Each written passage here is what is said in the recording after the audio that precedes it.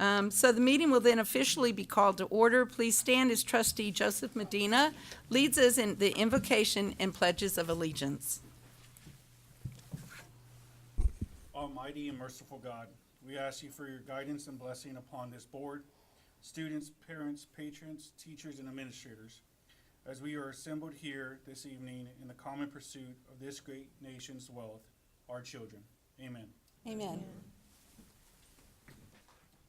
I pledge allegiance to the flag of the United States of America and to the republic for which it stands, one nation, under God, indivisible, with liberty and justice for all. Honor the Texas flag. I pledge allegiance to thee, Texas, one state under God, one and indivisible.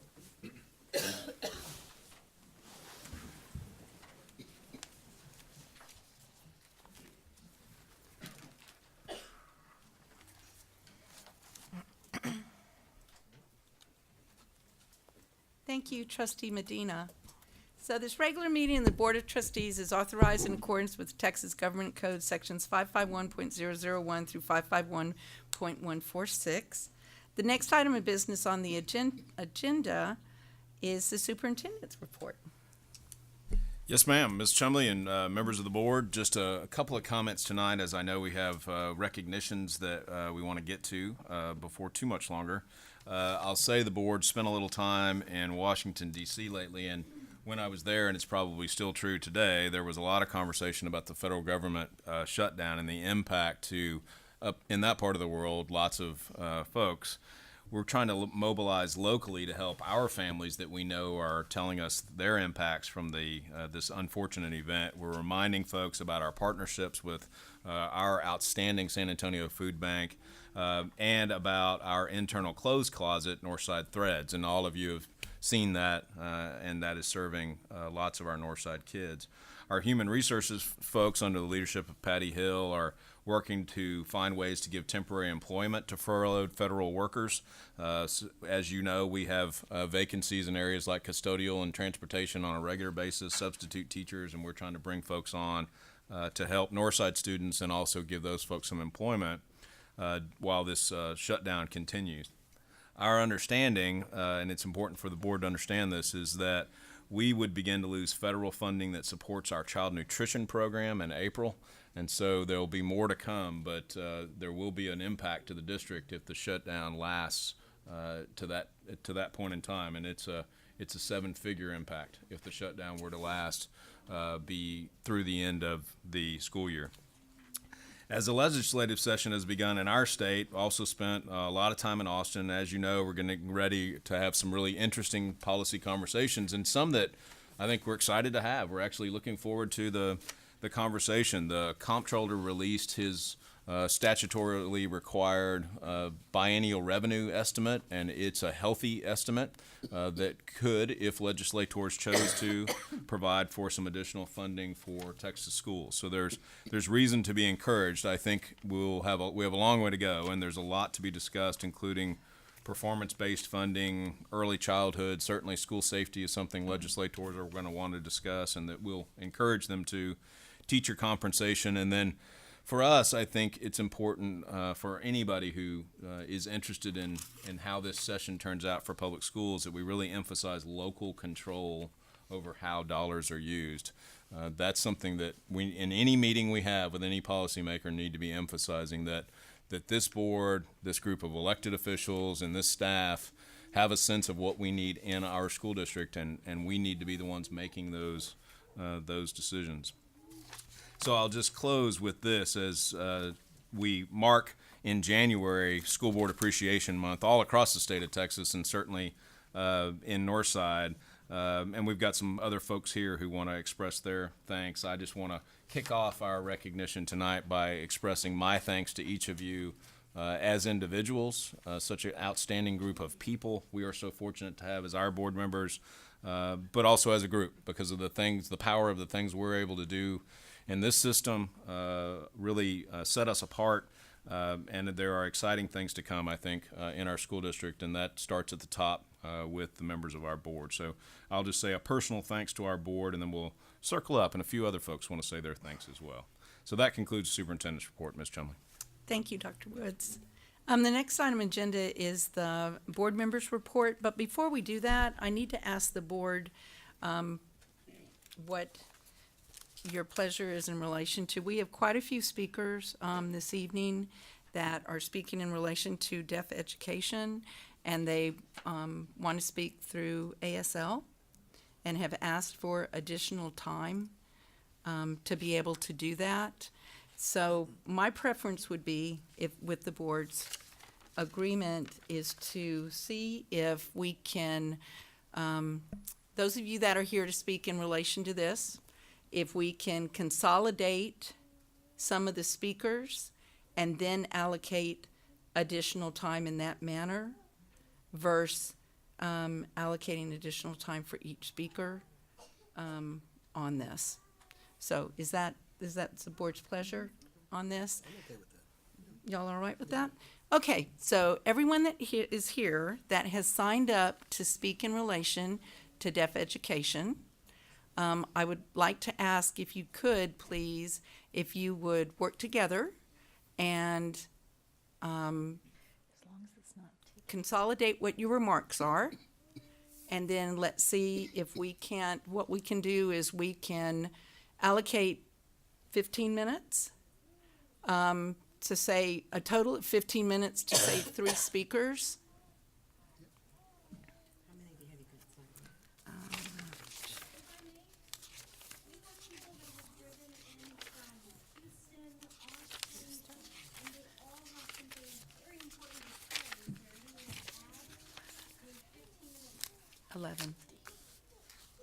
Eleven.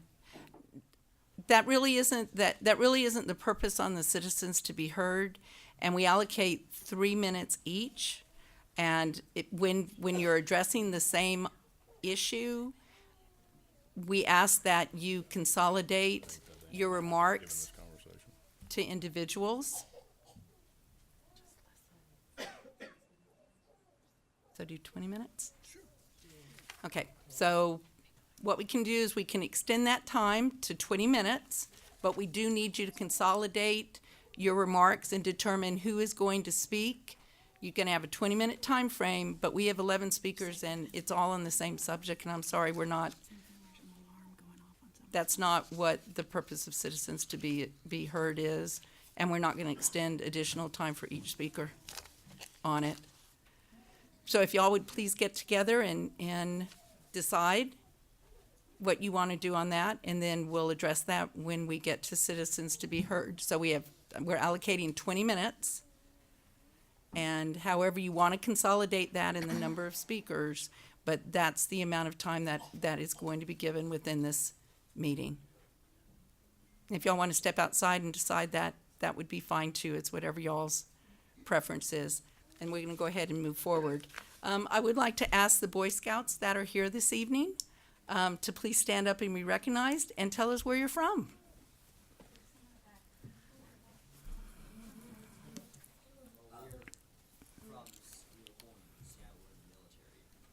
I'm sorry? Okay, and what troop are you with here? Where in Northside are you? What? At Briscoe. Well, great. Well, we're glad to have you with us. You picked an interesting meeting to join us, and so we're glad to have you here. And then I believe there's another Boy Scout here. Well, we're glad to have you all with us. Tell us, where are you from? We also go to Briscoe. We're in troop 630. All right, and what badge is it that y'all are working towards? We are working towards citizenship in the community. Well, great. Well, we're glad to have you here, and we appreciate you joining us this evening. One more. I knew we had one from O'Connor, I believe, right? Troop 45, and you are working towards? Great. Well, we're glad to have you with us as well. Thank you. Oh, another one. Okay, yes. I'm from Troop 1003, currently working on my communication All right, and where, here in San Antonio. what area? Are you affiliated with the school or? Brandeis. Brandeis. Well, great. Well, good. Well, thank you again. We appreciate y'all coming to us as you're meeting to meet these requirements. Okay, the next item of business on the agenda is the board member reports. Do I have any trustees? Dr. Harrell. Sorry, I didn't want to go first. I was going to add one thing that might help with the sharing of that information, if they could determine different points instead of repeating the Right, well, same that- thing. So hopefully they'll consolidate that way so we can hear all different angles of what the discussion is. No, I wanted to thank the John Jay Science Engineering Academy, the John Jay Mariachis, the John Jay Electric Violins, the John Jay Cheer, the Clark Library Book Club, and Lucy Podmore for hosting such an incredible winter event for the Children's Shelter. The John Jay SEA did STEM activities with almost 100 kiddos who were not going to have the same Christmas or the same holidays that a lot of us had the past few weeks. And the mariachis and the electric violins were outstanding and incredible. The John Jay Cheer welcomed them when they got off the buses, and there wasn't every kid, there wasn't a frown on anybody. They all had smiles and they were elated. The library, the book club from Clark had picked out books, and each kiddo got a hardback book as a Christmas present in addition to several other things. So special thanks to all of them.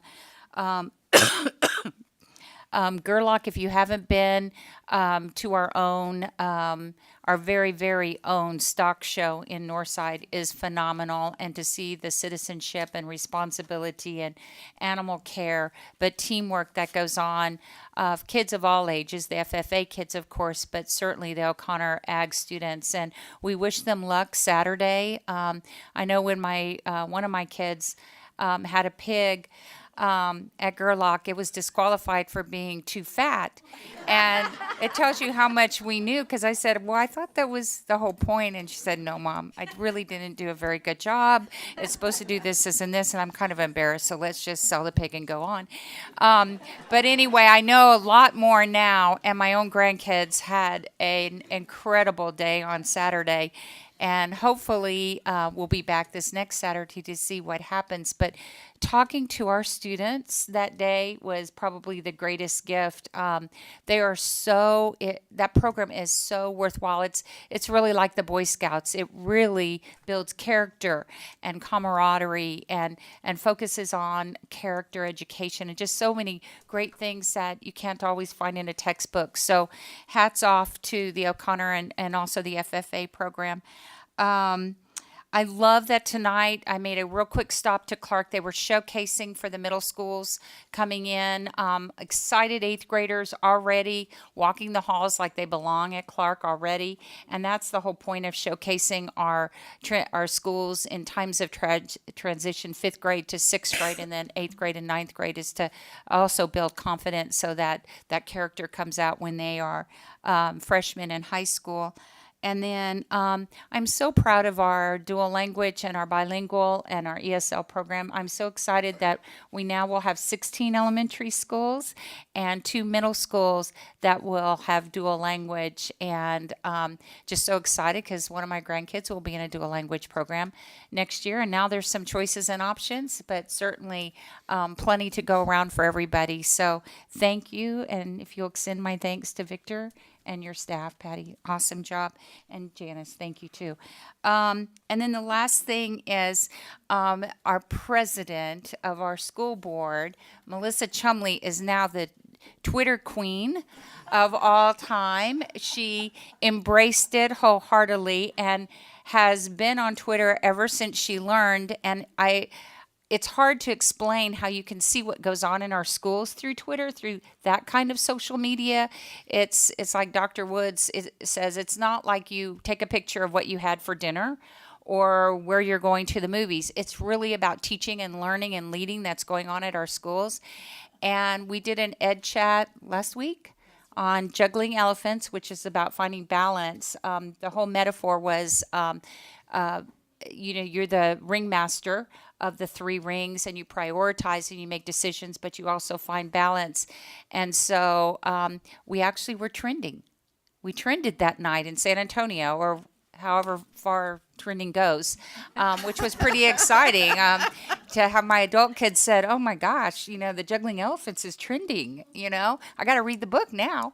And so anyway, but I have to take hats off to Miss Chumley because she did it with the biggest smile on her face, and we were sitting there, and the sounds of delight, like, "Oh, this one's so neat. Oh, I love this. Oh, that principal is so great. Oh, look at what the teacher said."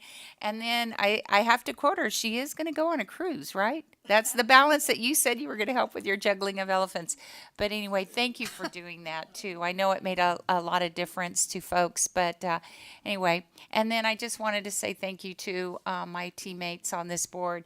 One of the things we did say, both of us agreed upon, is that the balance that we have in our lives as volunteers for Northside is that each one of you are so wise and so incredibly heartfelt, and thank you so much for serving together with such intelligence and grace, but mostly for 106,000 kids and their families. So you too, Dr. Woods. So team of eight. So thank you.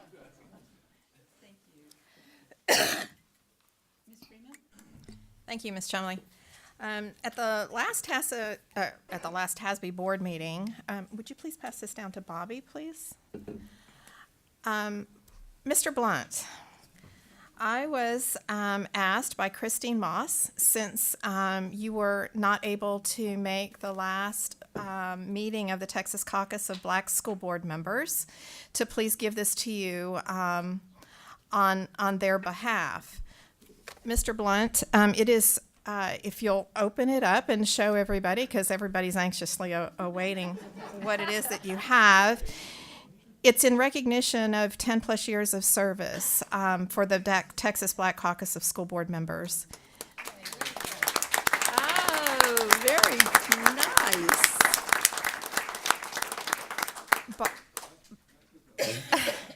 Bobby has been a member since 2000. He's been an officer since 2007, is what I've been told, and he's held held all the officers' positions several times. You've been an asset to the organization, and they thank you for your service. On behalf of Christine Moss, Fort Worth ISD, immediate past president of the Texas Black Caucus. They thank you and congratulations, and thank you for all that you do, Bobby. Nice. Awesome. Speaking of what Bobby has done, the TASB just recently had the XG Summit it was XG for Exceptional Governance, and Bobby presented on the board's role in closing the achievement gap and he presented some of the data in the state of Texas and the achievement gaps, and I'm not going to steal any of his thunder. He had some aha moments, I think, as you researched the closing the achievement gap, and he got to speak about what this Northside board does and how the culture that we have here in Northside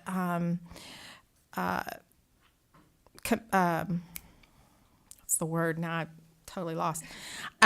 Contributes to the success that we have in closing the achievement gap. So, Bobby, I hope you talk about that. You did a good job.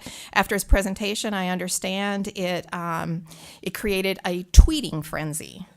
And so he did a great job. Thank you, Bobby. Also, because of the recognition of school board members this month, I was invited to Beard Elementary School, and they had a first grade town hall meeting. And so at Beard, and every school has their own special events that they host. At Beard, every grade level during the year has a town hall meeting. It was first grade opportunity this month, and they did a program on Martin Luther King and his contributions, and they recognized Dr. King. And every first grader had a part in the presentation. As you can expect, a lot of parents. And to my fellow school board members, it was conducted in the amphitheater on the outside. We sometimes in facilities, we talk about what those amphitheaters are used for. Well, that's one of the things that they're used for. And what the principal told me, Ms. Heeman, was that in Beard Elementary School, they give a scholarship to a senior every year that has gone through Beard Elementary School, and they asked these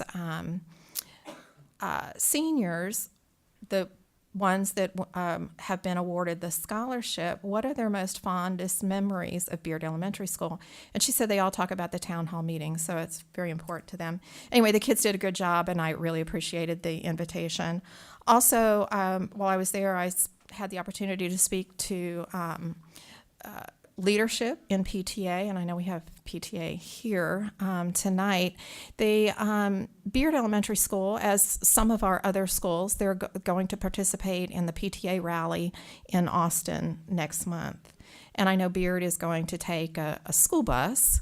And there's a group of parents that are really interested in the effect of privatization on public education in the state of Texas, specifically in Northside. And I know they've asked Naomi to come and speak with them and to enlighten them on that, so to help them with their advocacy in Austin, and so that they're on the same page as the school district. So I had that opportunity, and they also have, let me see.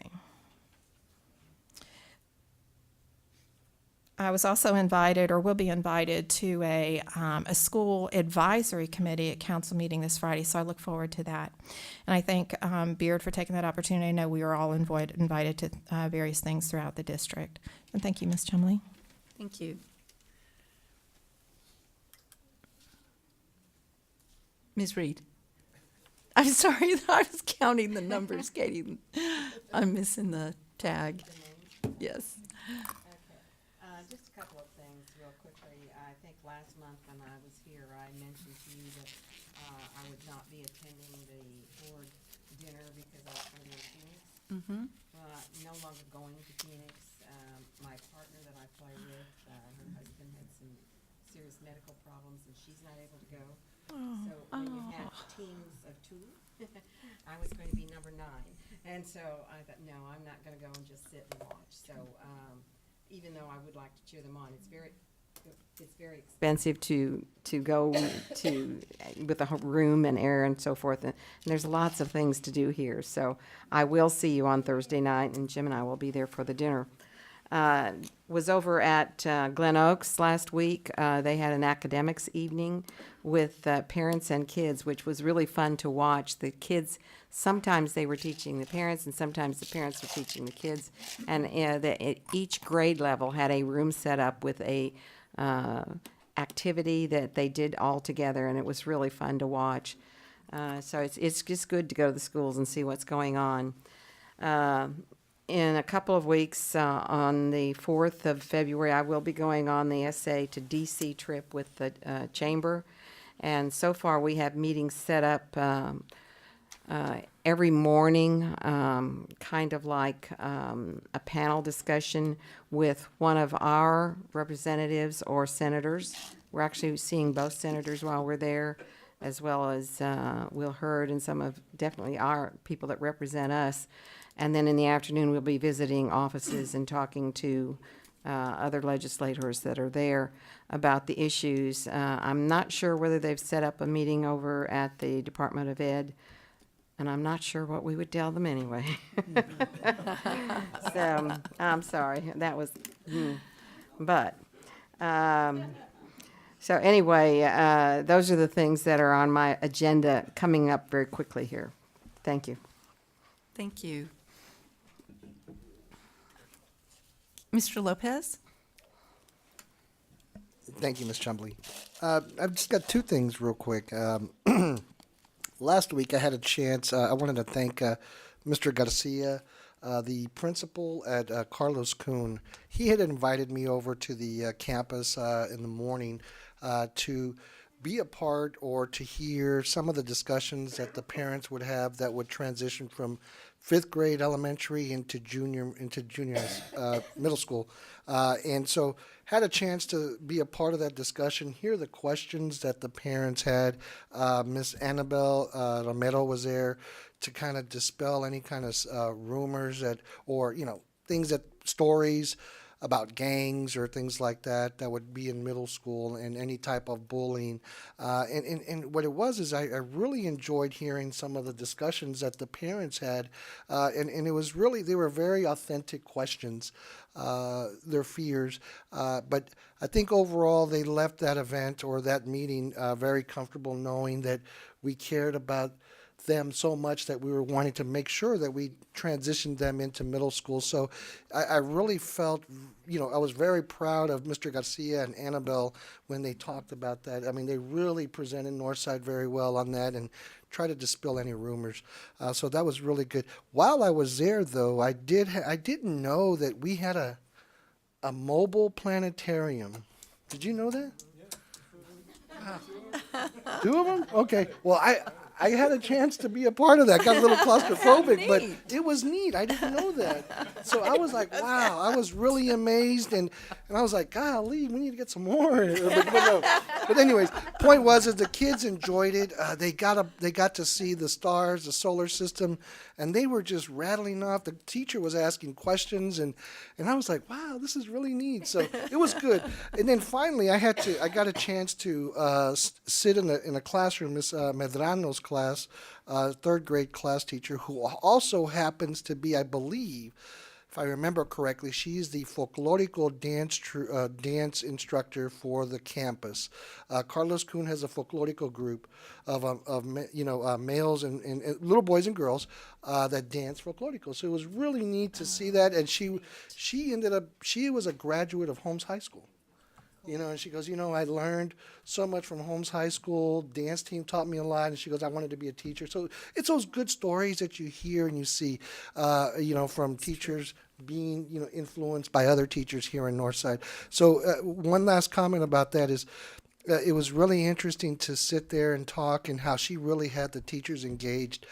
It was really good to see that. So, they're doing good things at Carlos Kuhn and as well as Jordan Middle School. So it was really interesting. So I want to thank them for inviting me, and that was it. Thank you. Great. Sorry I took over. No, Took longer. You're good. Dr. Harrell, I have you. No. Nope. Mr. Blunt. I'm going to tell you, it sounds like Trustee Lopez more than the kids like that mobile. I have just two quick items for everyone. As a reminder to the board, Heroes for Health is going to be February 28th. And I bring that up to remind our board that it's actually the trustees that had the idea for Heroes for Health. And we're going to have San Antonio Fire Department, Police Department, the Sheriff, the constables, the military, Air Force and Army, as well as our Northside District Police, volunteer firefighters. All they're going to serve as heroes on that particular day. And Dr. Woods did an updated estimate. I was underestimating, and we hope to touch 170,000 kids all on February 28th on one day with a message of, here's a hero, health and fitness is important to them, it should be important to you also, and here's why. But we're hoping this year is really making sure that all the trustees will go out and pick a location and be active. If you need help there, let me know, okay? And then, and thank you, Karen. Just a quick comment on the XG Summit. I've been presenting with some others about the achievement gap for, I don't know, about 8 to 10 years now. And this year, when I was invited, the goal this year was to identify districts that had no gap. Well, it came back that there is no such district. And in doing that particular search, I did a nationwide search. I worked with speakers from major universities, major organizations that have been talking about and dealing with the achievement gap. Well, I guess they said, I'm gonna check a little bit more about who this Bobby Blunt is, because I kept questioning them about, hey, why haven't we solved this yet?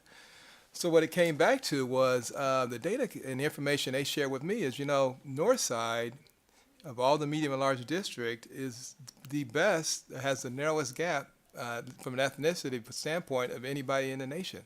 And it was just interesting to go full circles to find that out, because I never realized that. So that's why when we talk about our programs and culture, it was really well received by that group, and it's actually others nationwide that are quite curious also. So Dr. Woods, really thank you and the board and everybody else, because that's really an honor to say that we really got some work to do, but really have had an impact there. And that's all I have. Great, thank you, Bobby. Mr. Medina. Thank you, Madam Ms. Chumley. Real quickly, just again, I wanted to just go over, my kids are in school, and so I wanted to recognize all the teachers that came back from winter break and hit the ground running. I know that there's so much more to learn through the end of school year. And during the break, I was able to not only see the students that are, still engaged, but also those that are performing in athletics and so forth throughout the district. And I know that, not only do we educate them academically, but there's also that mindset and as well for the emotional set, but also the body, with athletics, making sure that they're engaged and the programs are thriving throughout our district. And so I do want to recognize our teachers for their efforts and their parents' commitment, and the students also everything that they put into what they're doing to keep themselves engaged. Thank you. Thank you, Joseph. Okay, so Villarreal had their 50th anniversary. I just can't get over 50 years, and it was great. And we had, so the Sol Ross Mariachis were the ones that were performing and welcoming you as you come in.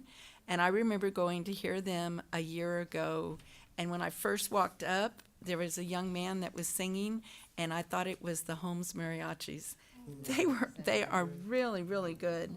And Mr. Ortega at Sol Ross told me a year ago that program would really grow, and he was right, because their numbers are great, and they just are really exceptional. So when we have students that come to the board that one or twice a year that we do that would really be great to have the mariachis, Sol Ross Mariachis, come for all of us. Fiesta? That would be a really, a really good time. Anyway, because they truly are outstanding. And this one young man, though, just his voice was great. So I just wanted to share that. And they had 3 generations of family that had all attended Villarreal that said the Pledge of Allegiance. And it was just really neat to see that community. That is a really close-knit community. And they did an absolutely outstanding job with doing the anniversary celebration. So kudos to the principal and vice principal and all of those that were involved in it. It was just a really great, and it was funny because they had a video that had all the principals, and so the principals were sitting behind Dr. Woods and I, and they were giggling and giggling about the different hairdos. Can you imagine from 50 years ago to now? It was just really great. And pretty much all of the principals showed up. Mr. Resendez was there, and he doesn't look very different. So retiring takes 10 years off of you. I have decided. And Carol, I wanted to thank you and John Moran and Matt Garrett for dragging me into the world of social media. You were just so positive about it and said how easy it was. I'm not quite sure about the easy thing, and I know that my sons were excited that we were trending. I wasn't quite sure what that meant either, but apparently it's a really positive thing. But I'm really enjoying it, just seeing there. We have so many schools that it is so hard to see what everything they're doing. And it's just, I really have enjoyed that. So thank you for being a good role model to get our interest and sort of being so patient. And a big shout out to John Moran, who Carol said, just come listen about what the Ed Chat's going to be, right? Not expecting that I was going to be part of the Ed Chat. And poor John then had to get me signed up on Twitter. And I'm sure my body language was going, there is no way that I am going to do this. But he made it very easy. So a big shout out to John, too, for his hard work and his patience with this technology challenge trustee. So it was great. And I have really been enjoying tweeting as well. So that concludes the board member reports. And the next item of business on the agenda is recognitions. Dr. Woods? And for that, I'm going to go down to the podium and I'll ask the members of the board to just stay where you are. Okay, all right, thank you.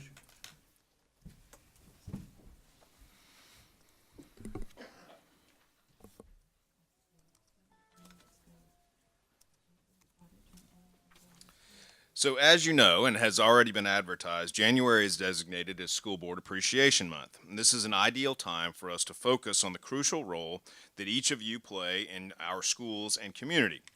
Even though we're making a special effort to recognize you in January, all of us realize that your commitment is year-round.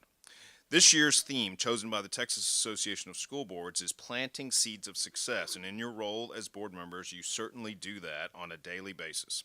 Tonight, we have several people and organizations that would like to recognize you and thank you for helping our students soar to success. At this time, I'd like to ask PTA Council President Larry Rowe to come forward and make a presentation. Mr. Rowe.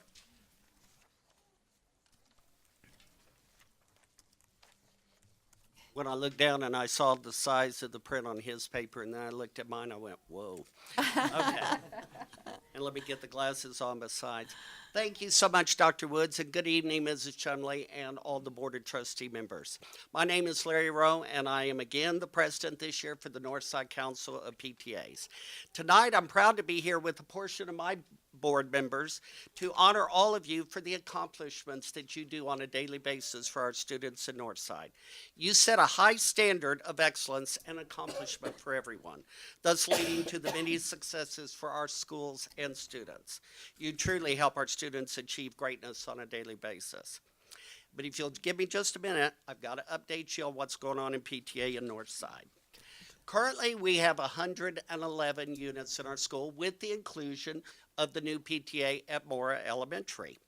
Now, the highest honor that a PTA can get in Texas PTA is that of good standing.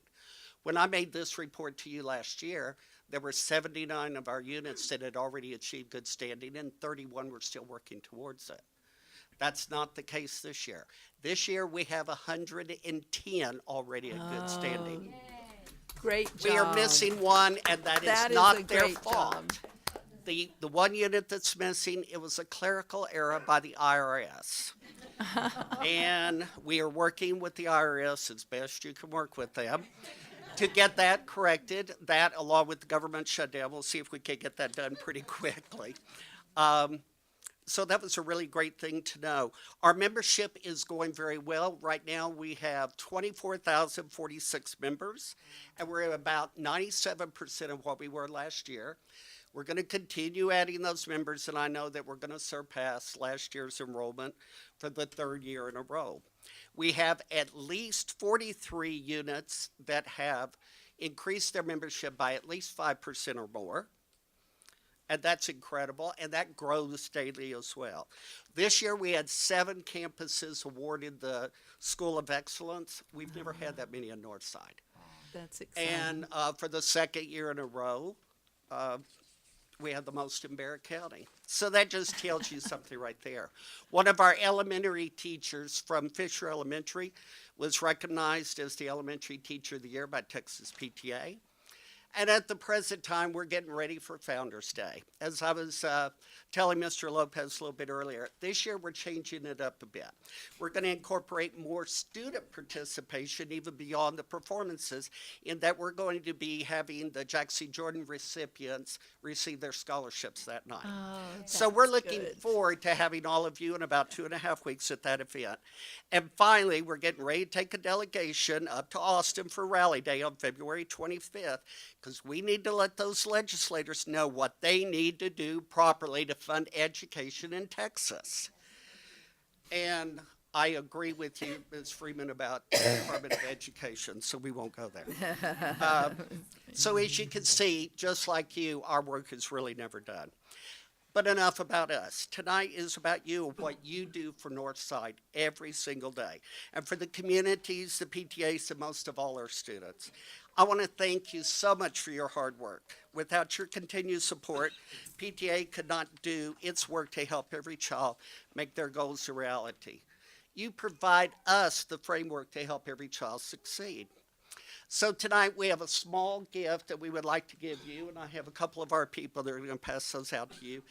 And when you take a look of them, they have one of Dr. Wood's favorite sayings inscribed on them. So that we hope that you enjoy Thank you them and very can put much. them to good use. Thank you. I also am going to be presenting you with a check to the Jack C. Jordan Scholarship Fund in honor of each and every one of you. I'm going to pause for a second. Ms. Chumley, you want to read what's on it? It says Northside America. Those are You wonderful. say it. What can I say? Thank you. Thank you so much. You know, as we work in the district and realize how large we are, there are some days we go, my God, we are as big as America. I get it. Anyway, this scholarship meant a lot to Mr. Jordan, as I'm sure it does to all of you. After all, it's going to help some student continue that goal of higher education. And who knows, maybe one of those students one day will return as a future parent, educator, administrator, pillar, or even a board member. So thanks again. We look forward to seeing you on the 7th. And with that, I'm going to say good evening, and I'm going to turn it over to our next presenter, Mr. Dwayne Hedrick from the Museum Association. Larry, thank you very much. And congratulations on the outstanding results that you're seeing in PTAs throughout Northside. That's an example of good leadership with PTA Council and that encouragement. So on behalf of the board, thank you for all of your hard work. You are so welcome. It's great to volunteer, just like all of you do, but we couldn't do it without all of our great volunteers at all the schools. So, thank you. Thank you.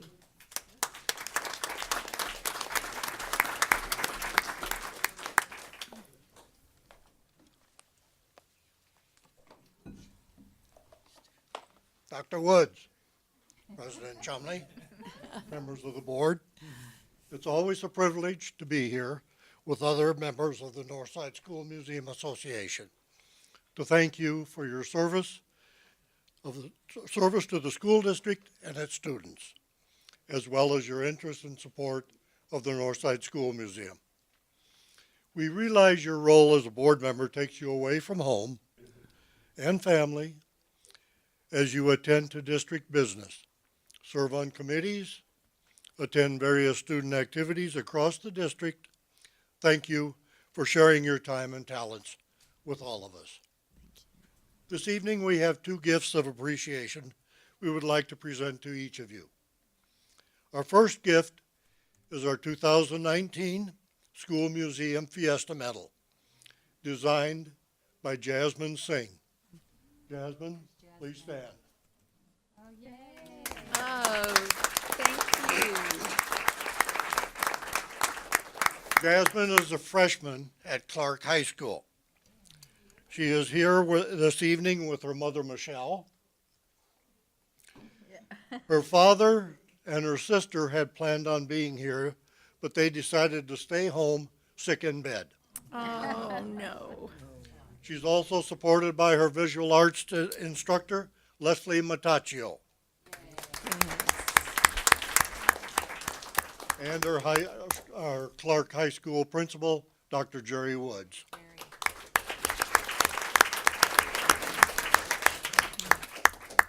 Our second gift is a book entitled Northside's Beginnings, which was compiled by museum members and contains photos, newspaper clippings, and historical information of early rural schools, many of which provided the educational foundation for Northside ISD.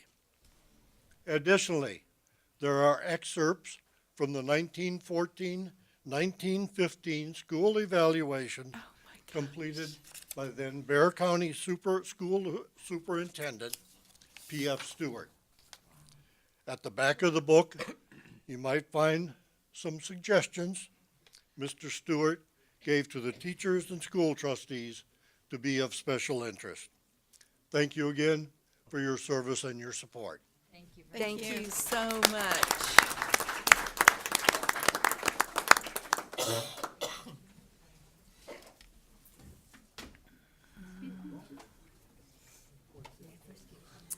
Thank you very much. Thank you so much. Oh, thank you.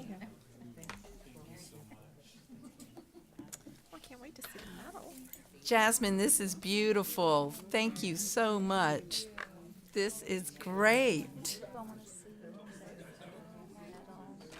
I'll now turn over the podium to Monty and the Northside Education Foundation. Well, before you leave, thank you so much for keeping the history of Northside active and alive. And, you know, I don't know if all school districts do this. I haven't heard that, but I don't think anyone has a museum like we do.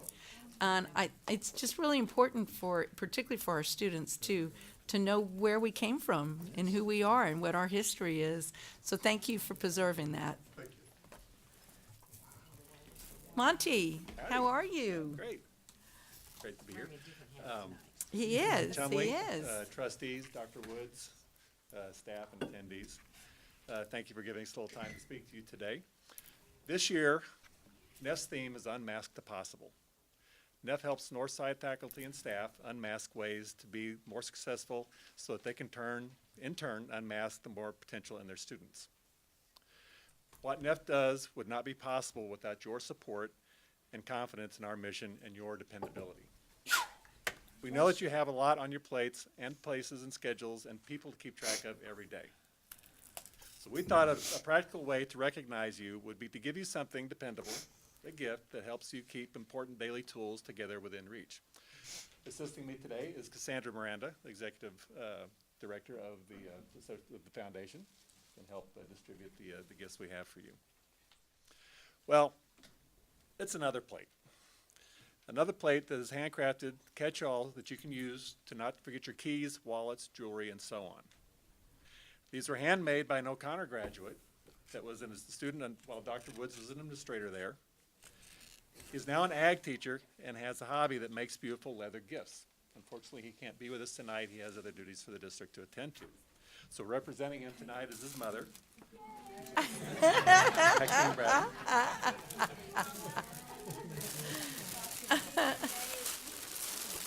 His name is Dennis Alex Bratton. Retired from Fernandez Elementary School after 41 years at Northside. Yes, thank you so much. Please accept these gifts as a token of our appreciation for you. Oh, these are wonderful. I'm going to skip by something quickly here. I've Those been are told really on high nice. authority that I can take a point of personal privilege while I'm at the podium. I originally signed up for citizens to be heard to consolidate the agenda. I'm going to do this tonight. I also have the recognition gift to give to the board tonight. On behalf of the partners and staff of Marmon Mock Architecture, my own recognition of the Northside Board Servants of Board Appreciation Week. Marmon Mock is entering its 66th year, offering planning and design services to San Antonio as well as Texas and the nation. Interlaced in that period has been more than 60 years of an ongoing relationship with Northside ISD that has been an integral part of building our practice and maintaining our practice. The relationship goes back to at least 1955 at what is now Marshall High School, and almost all campuses in the district are presently that we have been involved with back to that time that are celebrating their 50th year anniversaries are Marmon Mock projects. The district and the board are very special to us and to me personally. For the opportunities that we have been blessed to have over the decades of our service to the district. In observance of the Board Appreciation Week, we'd like to offer these small tokens of our appreciation from the firm. The packets include note cards, which have hand sketches of several of the Northside campuses that we have been involved with over the decades. We would like to thank the board for the opportunities to serve the district in the past and look forward to more in the future. Thank you very much. Thank you very much. Thank you.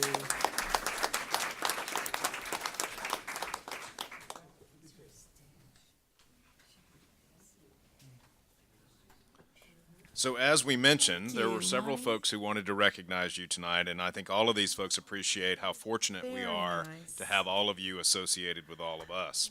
Not every school district has the kind of cohesive professional board that Northside has and continues to have. Your selflessness and the number of hours you spend at events and in meetings is unqualified anywhere that any of us know. I think the audience recognizes that you don't just come to board members, but you're active in our community and you're active in our schools, and we appreciate seeing you in all of those places. As you can see by what's scrolling now on the screen, there it is, from our board and action page, these are just a handful of the events that trustees have attended and continue to attend in our school district.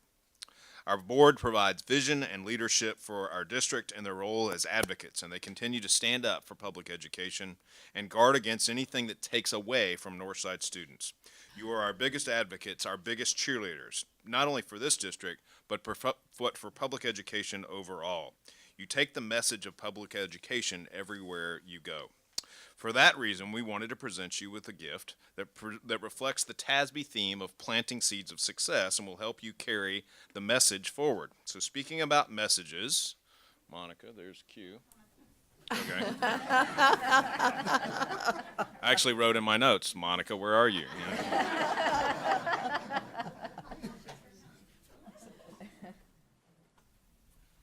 Monica's minions are coming. So speaking about messages, here are journals, each of which bears your name. They're just a small token of my appreciation for each of you. We thought you could use them to write future messages and thoughts as you continue to be inspiring advocates for public education in our district and in our state. You've all been invited to attend a school this month, and you heard about some of those visits earlier in board member reports. Go hand in hand with those visits and this journal gift. We've asked students from each of the schools who you have visited or will visit to do a little writing for you. So we're going to show a video that reflects that, and then we'll come back and wrap up.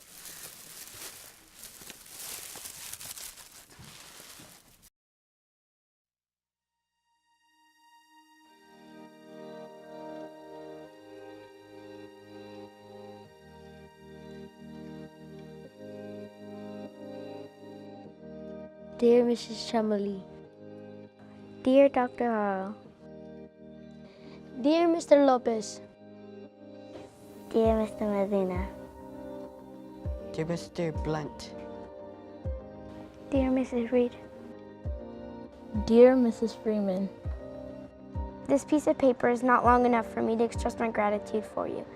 I wish I was there in person to tell you how grateful I am for you. Thank you so much for all the outstanding work you do for my school and all of Northside. I know that you work day after day just to make sure we have a great education, and I'm incredibly grateful for that. Thank you very much for helping our school. You helped make this school very special and beautiful.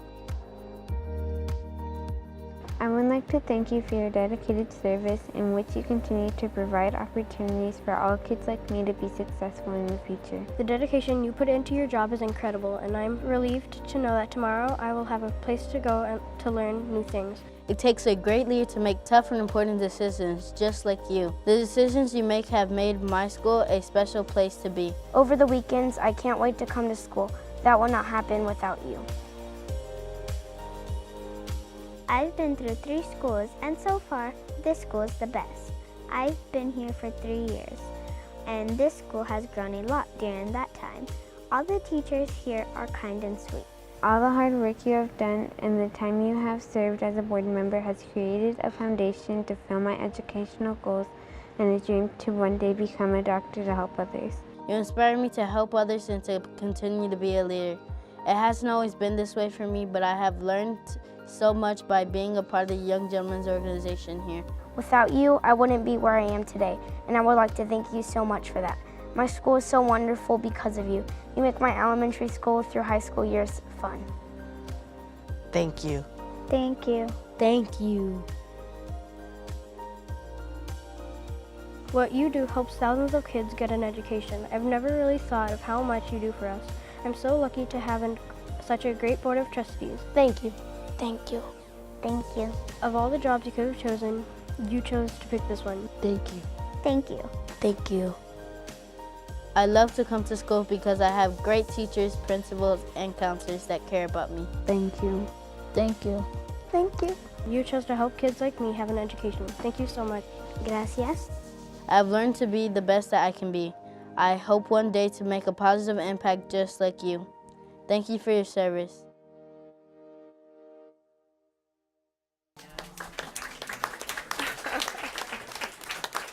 So you're now going to receive letters that these young people wrote for you at the schools that you were asked to go visit during School Board Appreciation Month. We hope you take some time to read them at your leisure. Students took care in writing thoughtful and insightful letters, and we think that you will enjoy them. So before we go any further, I'll ask the members of our audience to join me as we applaud these local leaders who care about Northside students, staff, and citizens. Thank you for everything that you do.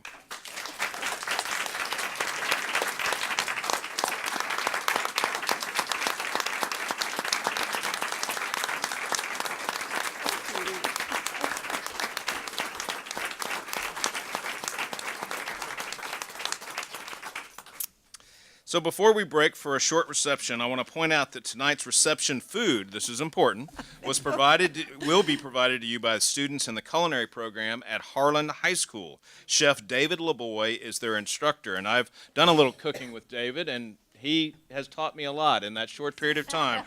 I'm sure that he and his students have produced something that's outstanding. So this concludes our recognitions for tonight. At this time, we'd like to adjourn the meeting for about a 10-minute reception to honor these people and let all of these folks thank you in person. If I could ask the board members to just step down real quickly, let's do a photo before we go to the reception. Before we do that, thank you, all of you. I am the worst wuss on this board, and that video was absolutely, we are so blessed to be able to have this honor to serve as trustees for Northside. And I know I say that on behalf of all of the trustees, but it truly is, we get the gift from being able to represent 106,000 kids and the outstanding staff and superintendent that we have. Thank you all very, very much for this. We'll adjourn, and we'll be back in 10 minutes.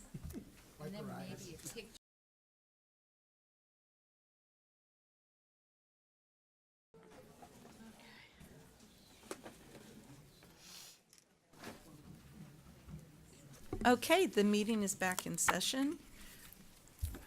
When you all get a chance, read the suggestions for trustees at the back of the book. Visit your schools. It says, don't listen to all the gossip about the schools. Some people will not be satisfied. Some children will carry tales. Carry tales. That's a much nicer way of saying that. Okay, so the next item of business on the agenda is Northside Education Foundation Annual Report. Well, good evening again, everyone. Hello. President Chumley, trustees, Dr. Woods. My name is Monty Howard again, Secretary of the Board of Directors for the Northside Education Foundation. This year, the foundation has stayed the course despite some challenges and found success working with new community partners. For example, NES's largest community fundraiser, the 5K Run, Walk, and Family Fitness Fair, was officially sanctioned San Antonio Tricentennial Celebration Partner Event. Speaking of partnerships, the NEF leadership team spent time studying Northside's growth data and other public education statistics and ways the foundation can support the district. Northside included NEF leaders, several district strategic planning design communities. This partnership allows for the foundation to align its mission with the needs of Northside. The foundation was awarded $340,000 in grants to Northside employees. Our foundation events raised almost $550,000 used towards grants to fund our endowment. The foundation continued to maintain the amount awarded as part of the grants program in various designated funds, including scholarships. The endowment grew and is now a healthy $5.1 million. Wow. One of the foundation's functions is to act as a conduit for donations from a variety of sources, like individuals, businesses, or other foundations. This allows them to benefit from our nonprofit status and designate funds for specific programs and campuses. We have a series of slides that illustrates who our list of designated funds are. Quite a few. It's a robust organization. We greatly appreciate these donors and would like to conclude the report now. Thank you very much for allowing us the time to be here. And again, thank you for being the board. Thank you. We are very blessed to have the Northside Education Foundation. We appreciate the partnership that we have with you. It gives us all the opportunity to give back. That's true. That's true. Thank you. Okay, the next item of business on the agenda is the consent agenda. Are there any items on the consent agenda that any trustee wishes to have pulled? Katie? Yes, ma'am. My name's not there, I just mentioned. I don't want to pull anything, I don't want to pull anything, I just wanted to make note of the fact that there are numerous items in here that are for technology for our schools and our students, not for necessarily the school, but for the students, especially the iPads that we're sending now to middle schools, a lot of them this time around, as well as laptops and so forth that are going on. And I would love to make the motion that we approve the consent agenda as presented. Second. It's been moved and seconded that we approve the consent agenda as presented. Is there any discussion? Seeing none, all those in favor, please signify by saying aye. Aye. All those opposed, the ayes have it, motion carries. The next item of business on the agenda is citizens to be heard. And what we're going to do is call those individuals that have signed up to speak that are not here representing deaf education, and then those presenters for deaf education will then be called if you'll tell us what your name is, so that we can just make sure that we have it documented who was here to speak. But before we begin, I want to talk about some rules for addressing the board. We believe citizens to be heard is important and meaningful, and we listen to what you have to say. We value your opinions, although we are restrained by law from taking any action. Please use the podium, address your remarks to the board, confine your remarks to an NISD policy or practice, limit your remarks to 3 minutes. At 2 minutes, the board secretary will hold up the yellow card. At 3 minutes, the board secretary will hold up the red card. We ask that you wrap up your remarks at that point. Please do not make personal attacks on individuals, and the audience should refrain from applause or any negative response. So for those that are speaking in relation to deaf education, at 17 minutes, the board secretary will hold up the yellow card, and then at 20, he will hold up the red card. And again, doesn't mean you have to stop immediately, but if you would please start to wind up your remarks at that time. Mr. Lopez? Wanda Longoria.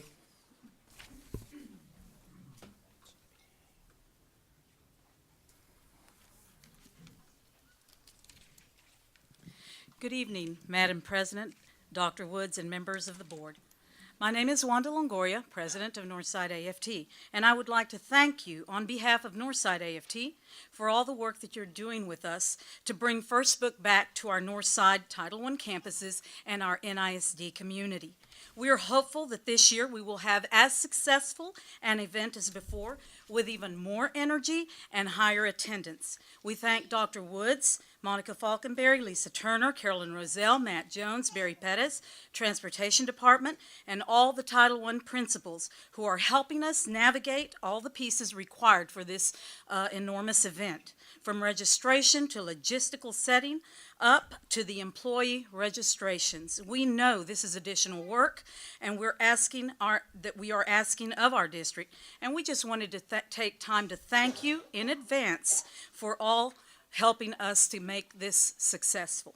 This year, we'll be asking Dr. Woods and the board to participate on the day of the event, to speak to our parents and to recognize our Title I principals. We hope to reach out to the community and build on our relationships with parents. Tonight, we've seen those relationships and how important they are to the community. We know that if we are to keep the charters at bay, parents need to continue making those strong connections as often as possible with our district, and we're striving for this with our First Book event. In addition, we wanted to thank district employees in HR and on our Northside campuses for working with our organization, our BRs, who are our building reps, and members to resolve minor issues and to assist us all to find positive resolutions. It's wonderful to be able to resolve issues at the lowest level in such positive ways. Henry Ford stated it best. He said, "Coming together is a beginning, Keeping together is progress. Working together is success. As you all know and have heard tonight, that is what you stand for. That is what Northside stands for, and that we are here also willing to extend our help. We look forward to a full year of working together in all areas of work, political, community, employee relations, and more with a successful outcome. Thank you for all you do. Thank you from the bottom of our hearts for helping us bring 40,000 more books to students in Northside. Thank you. Wanda, when is first book? It is March the 23rd. It's Saturday. Okay. And then when are you doing all of the Legislative things? Right. That will be March the 11th. We are taking buses to the Capitol. And my counterpart will be speaking on that. She's a teacher from Taft High School. Okay, and then March 23rd, but didn't you have last year there were some times that you needed assistance with Yes. sorting and... Yes, we will be doing that the Monday when we get back from spring break. Okay. That Monday, the truck rolls in. From Monday till Thursday, we are asking volunteers to come out to help. I believe Tuesday or Wednesday is the date for the librarians to come sort books according to grade level. Okay, great. Thank you very much.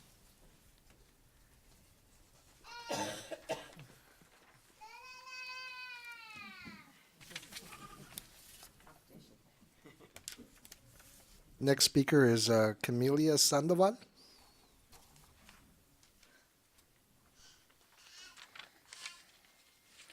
Good evening. Madam President, Dr. Woods, and members of the board. My name is Camelia Sandoval, and I'm here to share with you our legislative agenda moving into this 2019 legislative session. As you all know, this past election was crucial in getting our agenda of support for public schools moving forward. While we are very pleased to hear that the House Speaker, Bonin, has just announced that private school vouchers will not be heard in session, we have much work to do. We are asking the legislature to fund our public schools adequately, and by doing so, to take the burden off our local districts to allow districts to spend money on effective programs that will enrich and enhance student learning. We are asking for a timeout on charters, allowing time for them to be scrutinized and held to the same regulations and requirements as public schools. We are asking our legislature to fund TRS benefits so that teachers who have dedicated their lives to public service through educating the minds of the future be allowed to afford their medical expenses as they move into their golden years. In addition, we are opposing the Merit Pay 2.0 being pushed by Governor Abbott, as it will only apply to 10% of Texas teachers, after 3 years, leaving the vast majority of teachers and support professionals with needs not being met. Today, we wanted to inform you about our 4 pillars of action: funds for schools, timeout on charters, no to merit pay, and TRS benefits.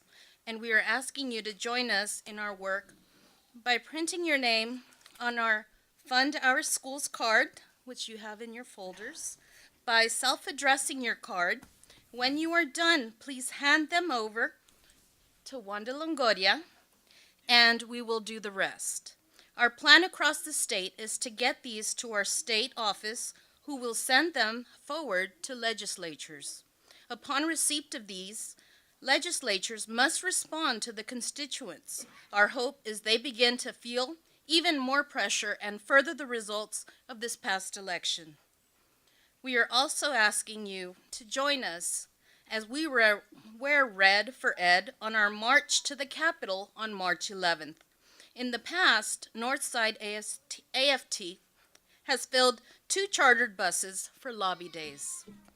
This year, we are hoping to exceed that, as our goal is to follow the momentum across the nation, propelling educators to race to the Capitol and hold their legislators accountable to finally make positive changes in our profession. Please go to the March to the Capitol and use the QR code to register. Thank you.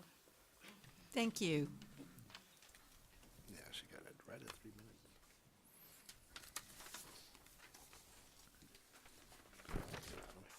Okay, and this is and she is a parent, and she said it's special education.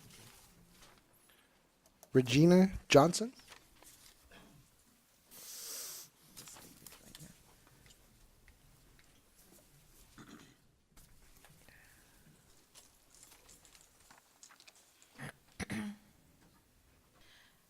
Hi there.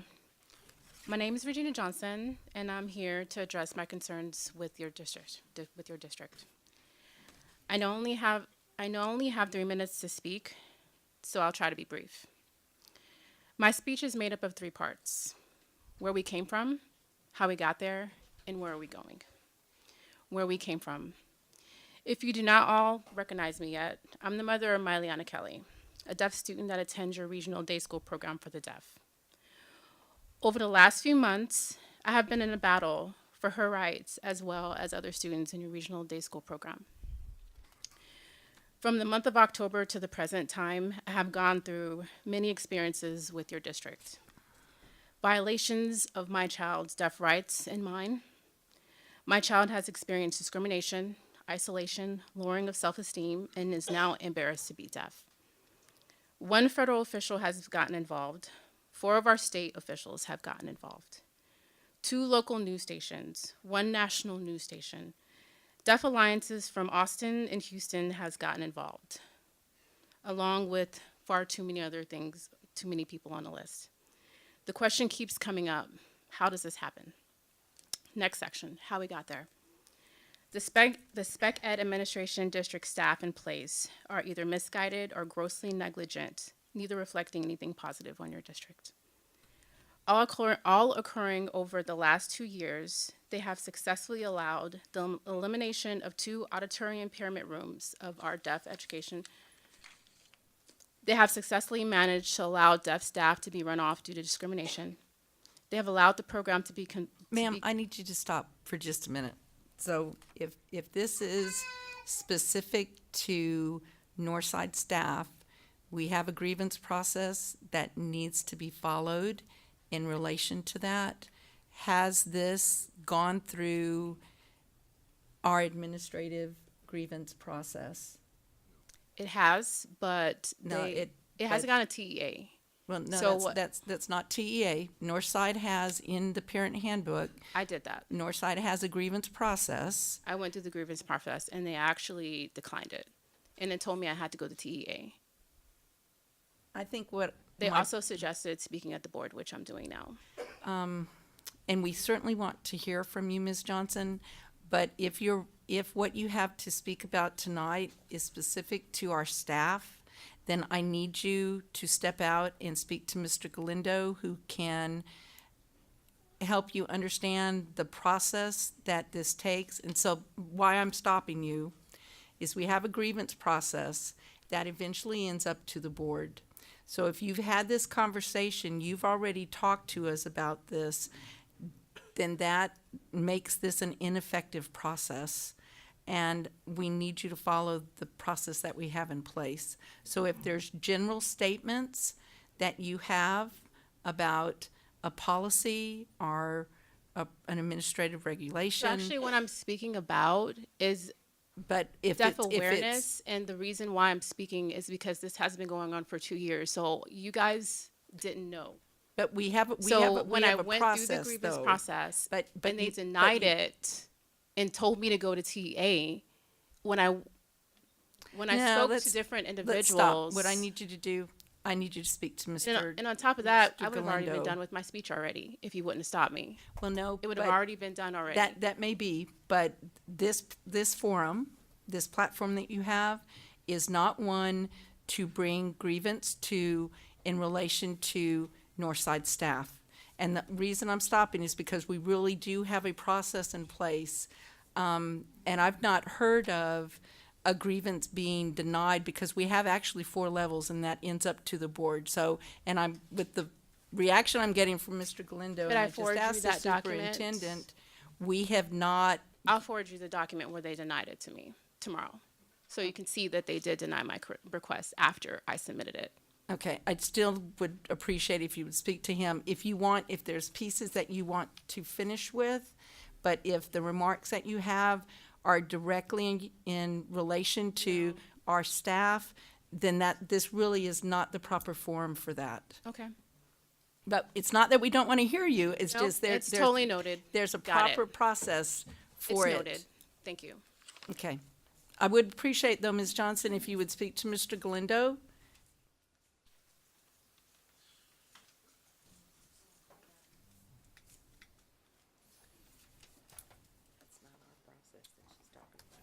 No. All right, so, the next speakers, I believe that we have the 20 minutes. And if you could let me know who has been identified to speak to the board, that would be great. If I could have the names of the individuals that are going to be speaking to the board.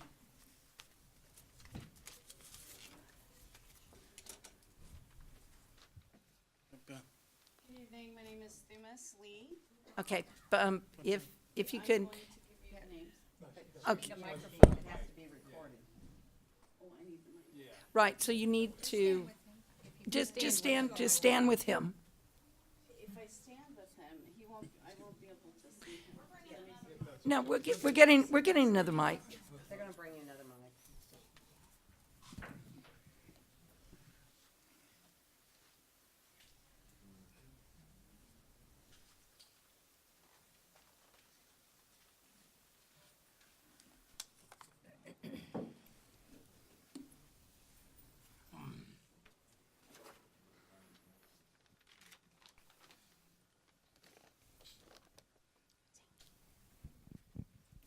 Okay, thank you. We're Thank you. Okay. good? All right. Okay, hello, good evening, board. My name is Thumis Lee, and I'm here to represent Texas Association of the Deaf. And we are here to give support to the deaf education system. We've all agreed to have speakers. No, who's going to speak? Okay, so the first one that will be speaking is the Vice President of Texas Association of the Deaf. His name is Tar Gilman. And then the second one will be the President, Mike Sawada. And the third one will be Lucy. The fourth one will be Vincent, advocate for deaf, for families with deaf children and children. Beth Hamilton, and I hope we have enough time. Okay, thank you. Thank you. Who was the first one again? Tar. Tar. Right. This is Mr. Lee. This and is then Mr. it's- Lee. And it's Tar Gilman. Tar Gilman, yes. Tar Gilman. Okay. Good evening, board. My name is Tar Gilman. I identify myself as a black, deaf, gay man. I'm here. I serve on several organizations, nonprofit, here in the deaf community. I'm also American Sign Language advocate. I grew up in different education programs, mainstream, the state deaf school. My whole life, I've been in different systems of the education system. I'm not a stranger to the system. I have been a victim of the system growing up. I have experienced myself to isolation in the school system. The reasoning is because there was no American Sign Language or communication access for me. They have deprived my language for access into the school system. The system has failed all of and most of the deaf and hard of hearing children. For their pursuit and their goal for their education, of their dream of their education, I find it that kind of difficult to believe that you forbid American Sign Language within the classroom and them talking to themselves, amongst themselves, where the Spanish speaking are learning English, but yet they are able to communicate amongst themselves within the classroom. Did you know that to forbid American Sign Language in their language, forbidding them American Sign Language, which is their language, you guys, which happens, is being deprived. Most of them that grow up, they end up in prison or in the labor workforce. And it's not the children's age, but as they become adults. As well, depriving the language, they actually fail.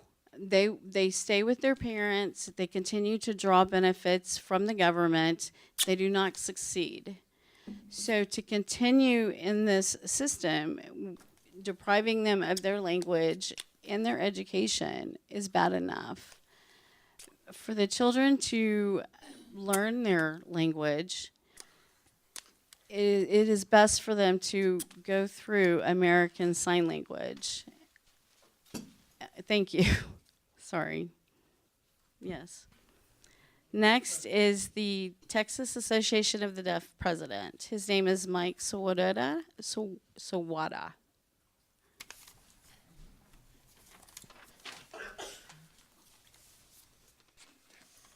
Okay. Good evening. My name is Michael Sawada. I am the president of Texas Association of the Deaf, TAD, which is a 501(c) nonprofit organization, and we represent thousands of citizens all over Texas. It's been established since 1886. We have been an organization. Talking about Northside Independent School District, I understand that you guys are growing fast, and I commend you on that. I noticed that Northside in Texas, I would like, as you guys grow as fast as you're growing, I would like for you to grow the deaf children's and hard of hearing program along with you. Depriving their language or removing services for them is a federal law. It has to do with the with the IDEA, Disabilities Act law, which is to ensure students who are deaf and hard of hearing to receive appropriate education. Individual education program and individualized family service plan. I'm addressing the board and I'm encouraging you to look into this and try to not discriminate against the deaf children and hard of hearing children in the school system.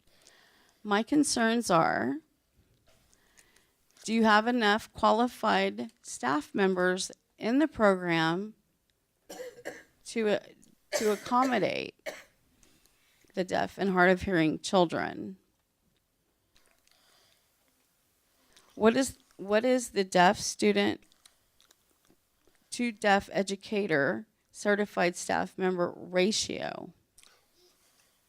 Were you aware that Bronze Station Elementary, being out of compliance with every single deaf student's IEP in the region, in the regional day school for the deaf program?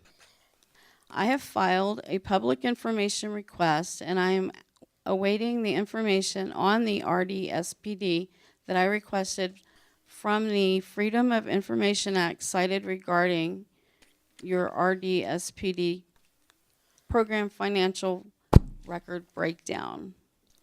How much you are receiving from the government for special needs children and their services.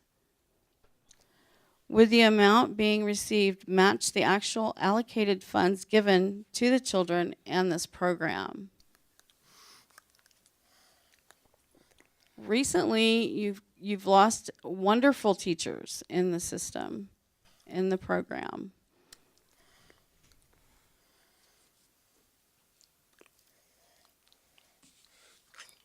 Okay. Okay. Okay, wait. Yes, please. Get his attention. Okay. Go ahead. No, I think y'all were. Yes, you were just- out of sync. yes, we're You were just out gonna of go- sync, so Yes, start. thank you. So catch up where you lost him. Uh-huh.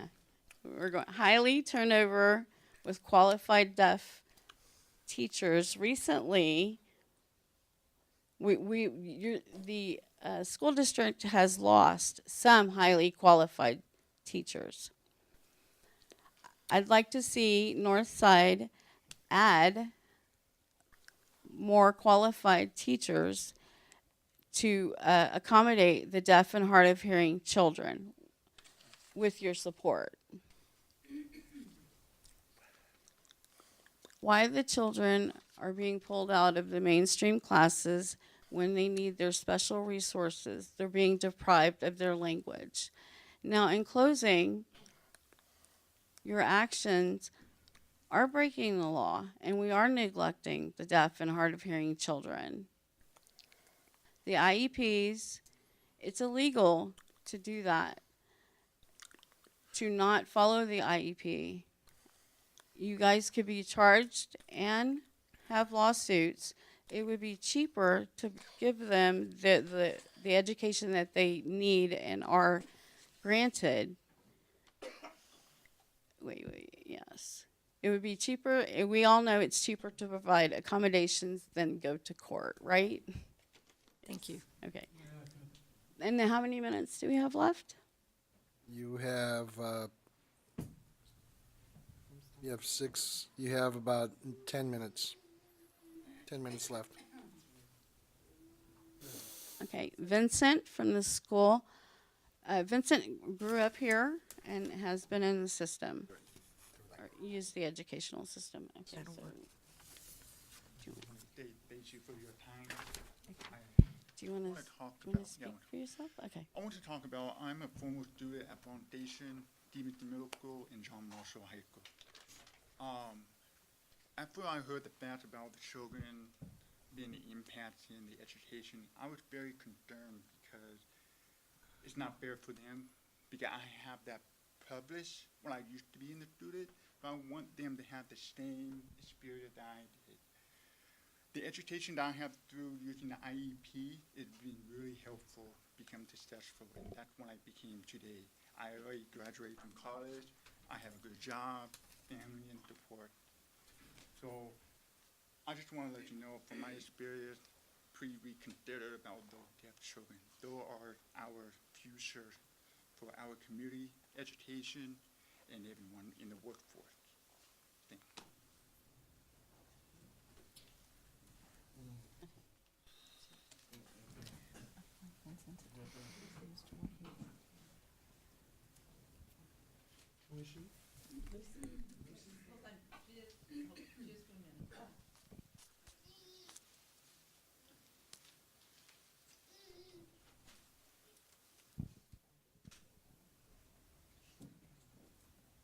Okay, I'm sorry. Thank you.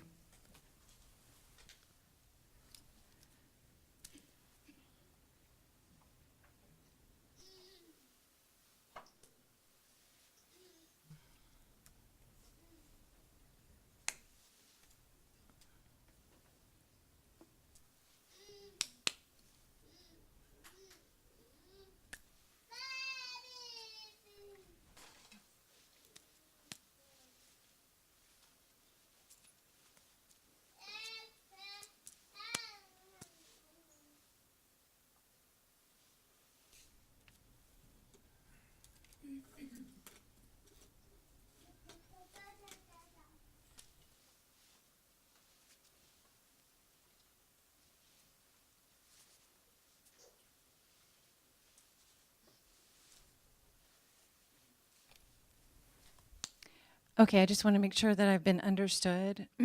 Were you able to understand my signs? There clearly is a communication breakdown without the interpretation there. So I asked the interpreter not to voice that first part, just to demonstrate the what happens with lack of communication access. My name is Lucy Harva, and I do represent the deaf. And I represent the deaf grassroots movement. I actually grew up with the oral method of communication. Going to Sunshine Cottage, I was not allowed to sign. And when I began, and when I entered the deaf school, then I finally had access to communication. I was able to learn American Sign Language. And really, ASL is our language. And it's really important to have certified interpreters for our deaf students to have full communication. And times are changing. And with this deaf grassroots movement, you can see what's happening here with those that are representing all of us here are for that reason. So we thank you very much for allowing us to participate.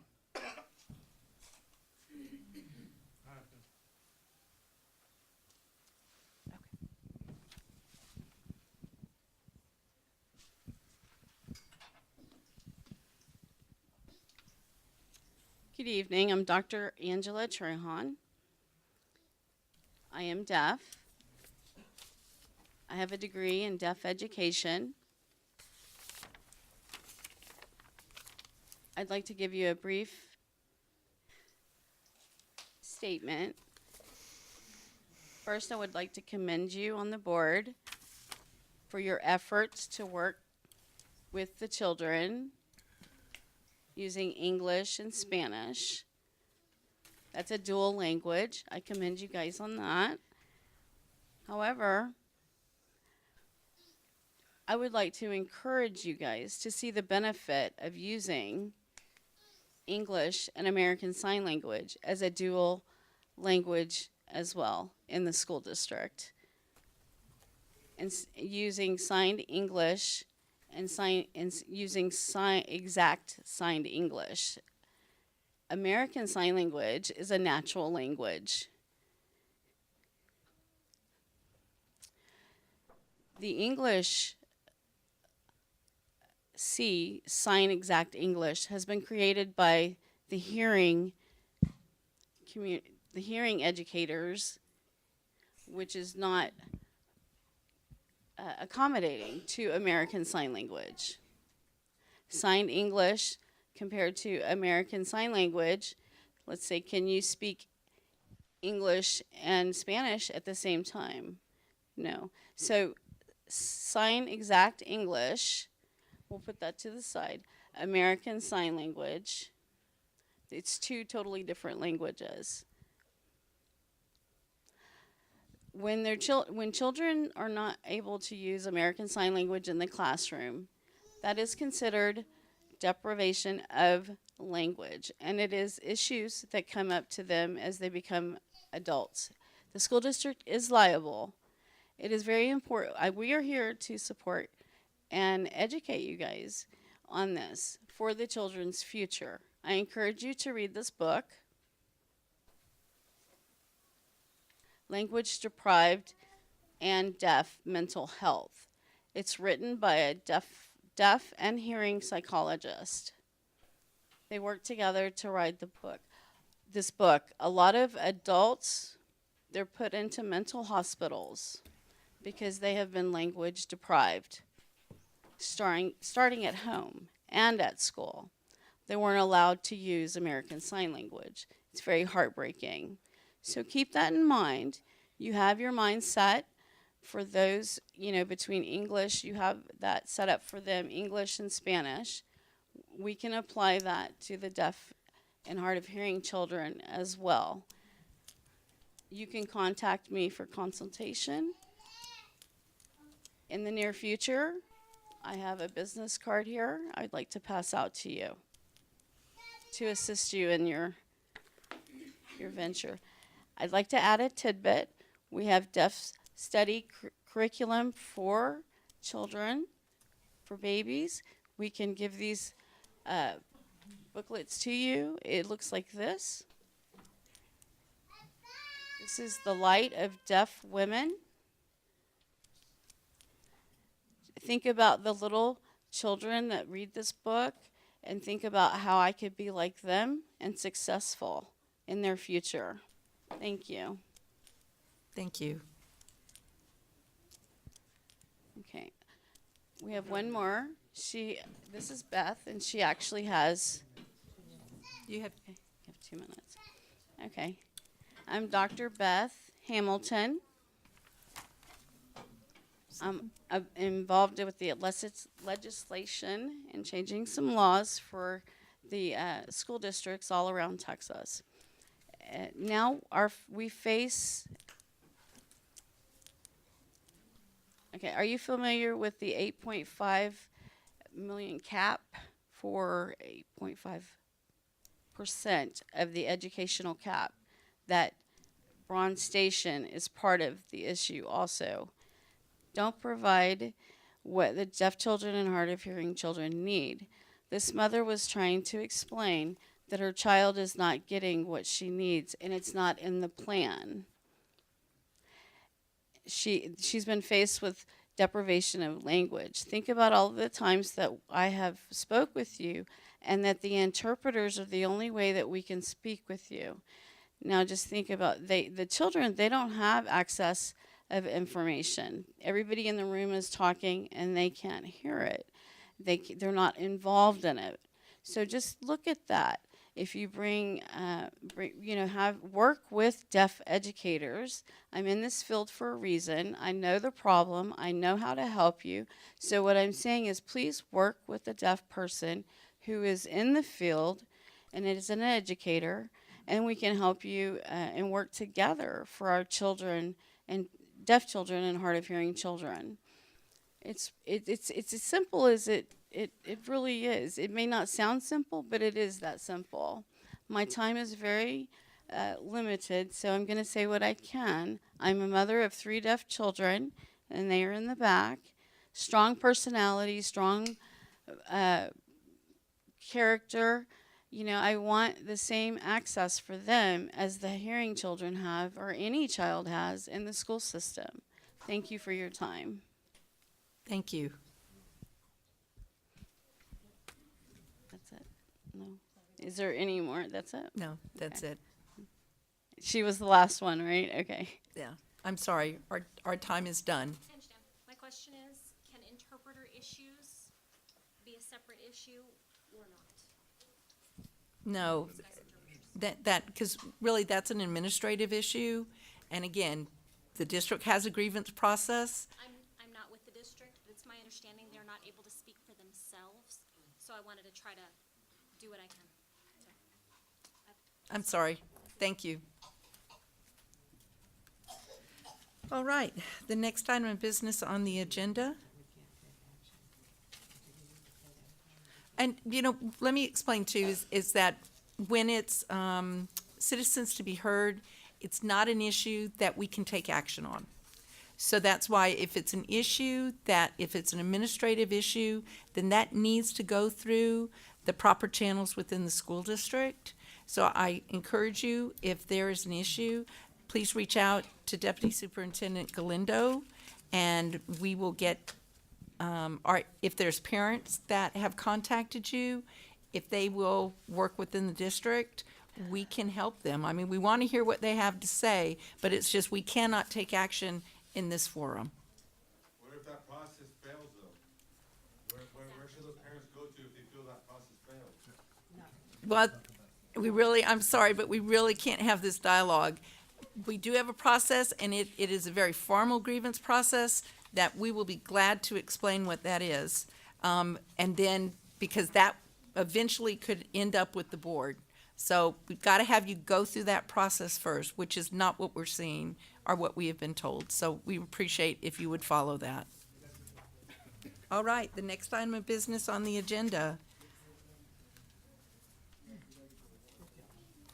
is curriculum instruction. Martin Elementary School mid-year targeted improvement plan update. Dr. Jordan. Yes, thank you, President Chumbley, Dr. Woods, Board of Trustees. As you're aware, Martin Elementary School is a designated improvement required based on this year's accountability system. This designation required the submission of a targeted improvement plan. So we were back in September. We brought to you the initial plan that was submitted. And so now we submit another plan at the end of this month. So we wanted to come here tonight to update you on the progress. So as a reminder for the accountability ratings for 2018, campuses and districts were one of three, either met standard, improvement required, or not rated. If you recall, when we came to talk to you in September, we had two campuses that were improvement required, Martin and Holmgreen. We are very pleased to let you know that our appeal to remove Holmgreen for improvement required was granted. There were 126 appeals that districts and campuses put forth, and only 12 were granted. So we were in very good company, and big thanks to staff in Northside who wrote an excellent appeal. The next slide we updated that shows that 93% of our campuses were met standard. Nearly 7% were not rated. And of course, now with Holmgreen removed, less than 1% of Northside ISD's campuses were improvement required. And I would say that that's the best showing of any district of our size in the state. So just a reminder about Martin. Martin is a pre-K through fifth grade campus, a little over 700 students with 91% low SES or free and reduced lunch children, and they currently offer the transitional bilingual program. So Martin Elementary School was deemed improvement required. You see here, overall missed the standard by 2%, reading missed the standard by 4%, and writing by 16%. So as you can see right here, what rose to the top of areas of focus were writing and reading performance. So what were the improvement plan goals? I must mention, as we visited with you in September and moved forward into the year, there was a change made at the campus principal position. And so I'd like to introduce J.J. Pettis, who is now currently the principal of Martin. He began right after Thanksgiving, has hit the ground running, and I think you're going to see in this data that we're about to share, we're already seeing results in very short order. So the three goals you see here, one around reading, and again to increase students' reading performance as measured by Fontes and Pinnell, which is a very well-respected scale of reading. Writing to increase the percent of students who meet approaches, meets, and masters. So that would be for our fourth grade students on various assessments. And then finally, a laser focus on fifth grade. There were many, many issues that rose to light for discipline and reading. So although there's an overall focus on reading, really doubled down on what's happening in fifth grade that we firmly believe was impacting their academic performance. So just a quick overview. As you can imagine, there are many, many activities and initiatives underway. In writing and reading both, there's really been an emphasis on what we call unpacking the text. The Texas Essential Knowledge and Skills are the standards that our curriculum is based upon. And so much conversation among individual teacher teams and vertical teams to ensure they understand the concepts that students are being tested on. A lot of work in writing on understanding the rubric, which is basically the scoring guide that the state uses to deem various writing pieces as having passed or not.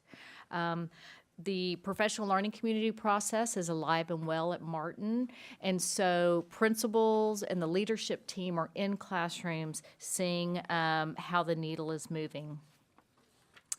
One piece of data that we look at, you'll see on the next slide. In December, we gave our first, what we call our curriculum diagnostic benchmark. One thing to note, this was given in December, but it's actually assessing end-of-year skills. So this is a diagnostic assessment for students. So as a comparison, we showed how students performed in Northside. So you'll see here, if you take it from the top, 40, without my glasses, nearly 5,000 Northside students were tested. 110 of those were at Martin Elementary. The average district score was 48.5. And so you'll see how close Martin's score was. Remember, these are students taking an assessment in December of end-of-year skills. Something that we were really excited about, look at the percentage of students who are proficient at Martin. Again, a little less in the district, but definitely closing that gap. We went and compared the CDB that the students took in the fall of 2017 to how they performed in the fall of 2018, and there was a 5.1% growth at Martin. And you contribute that from what we have put in place from September through this test date?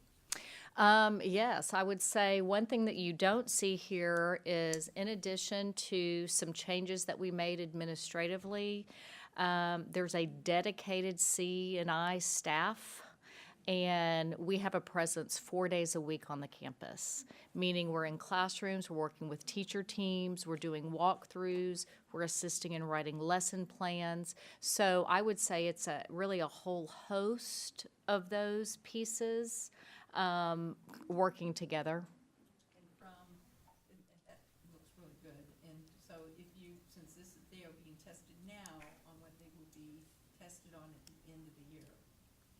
So, and I won't hold you to it, Janice or JJ, but statistically, would you think then that means that we will have the anticipated growth or the growth that we want to see by the end of the year with what you're seeing now? We anticipate there will be growth. What we also know is there has been a wide gap in certain places. So are we going to completely close that gap in just a few months' time? Working as hard as we can to do it. But Patty Sanchez, Executive Director of Elementary Instruction, Levy Lotta, Assistant Superintendent, who is the DCSI, all of us working together, we feel very confident that what's being put into place is what needs to be put into place. We know it's going to take some time, but I have to say, from some of this early data, we're feeling very thankful that we're seeing this change. So if you take a look again at reading, part of what Mr. Pettis has done is he's done some resets. For example, there are a variety of inventories that we use because, as you know, STAR is one time a year.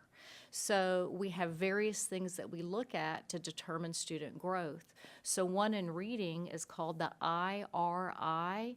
So part of the reset is teachers have been trained on how to implement the IRI. We've made sure teachers have understood every single part of the instrument.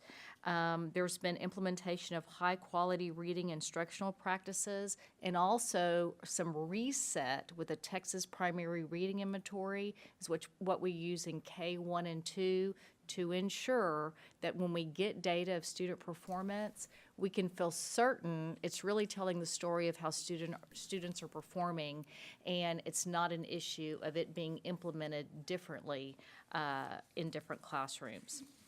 So if you take a look at the next set of data, we always have a beginning of the year IRI, which is kind of the baseline set, and most recently we did the mid-year IRI. What also happened between the beginning and the mid-year, Mr. Pettis found in pretty short order that there was some discrepancy and variance in how the IRI was implemented. So the second administration was implemented correctly after teachers had training, which makes the change even better. In some cases, we're seeing double-digit changes. The fact that we tightened up implementation and made sure they were implementing it the same way, sometimes you can see a dip. And we did not see the dip. So we're encouraged by the activities that are underway. The third you see, again, is specifically focused on fifth grade discipline and reading activities. This is a PBIS campus, which stands for Positive Behavior Instructional Support, which is a set of restorative practices for discipline, and part of that is the CHAMPS. They have a CHAMPS program, which is conversation, help, activity, movement. So they really, without a better word, went back to basics. What is it that we know works? Do we ensure everyone understands all the pieces? Are they implementing it with fidelity? And are we providing support? So if you take a look at the next slide, again, we're seeing growth in reading IRI, but take a look at the discipline referrals for fifth grade. In very short order, Mr. Pettis has done multiple walkthroughs, and that's just not walking through a classroom and walking out. It's going through the complete system. So the increased presence, the increased visibility, and they're really bringing it down and being providing a lot of clarity to expectations is paying off.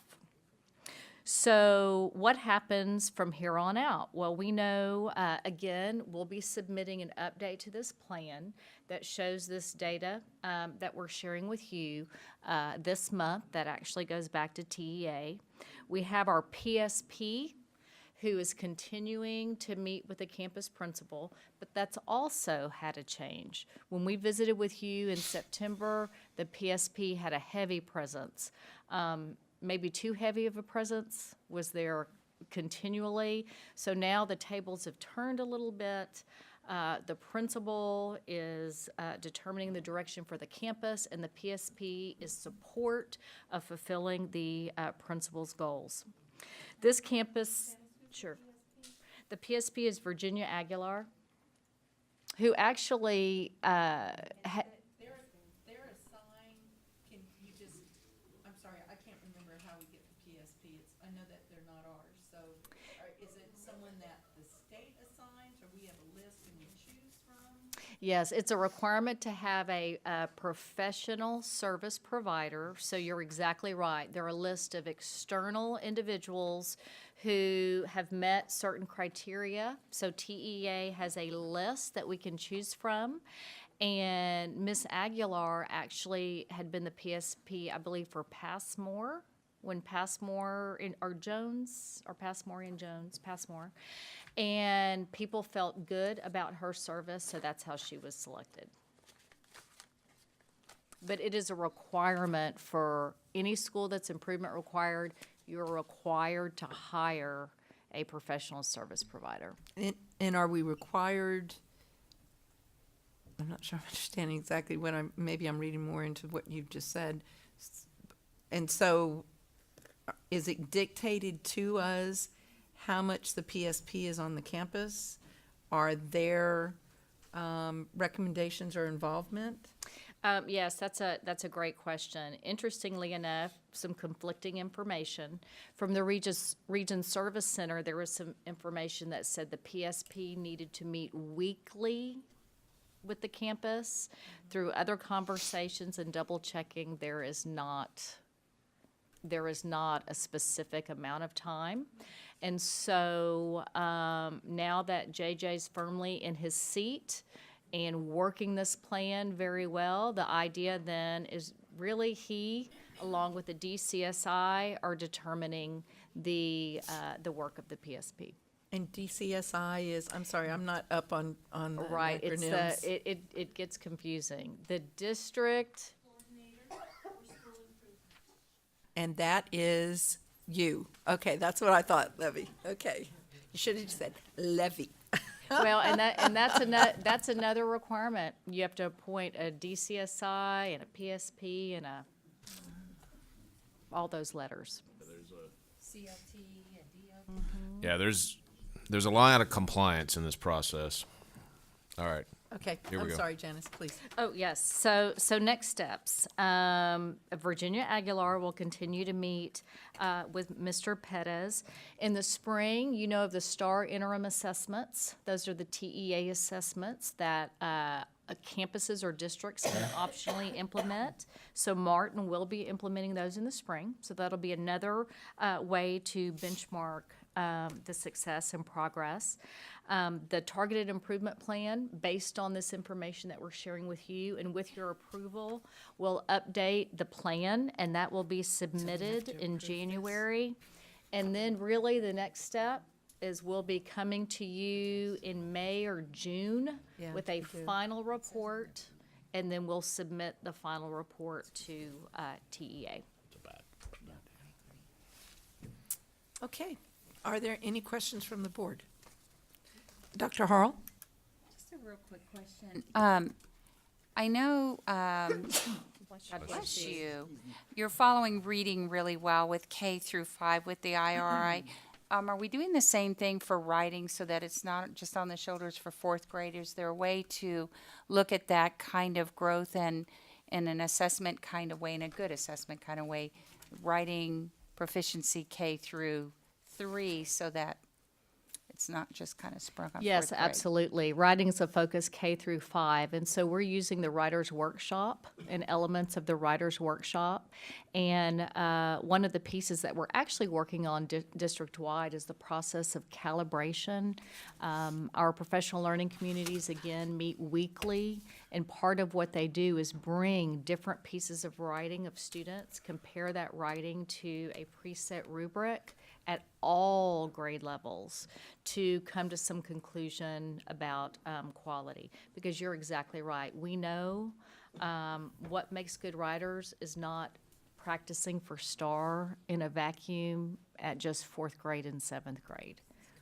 I agree. And the same thing with PBIS and CHAMPS. It's not just fifth grade's issue. No. It's a whole campus initiative too. Great. Yes. Great. Thank you. And I do believe that ultimately the principal should be in charge, and the PSP is supporting you, and just like you are doing. Thank you so much. So you're on your way. Yeah, I just want to say, while JJ and his administrative team are here, we're really pleased with the group there.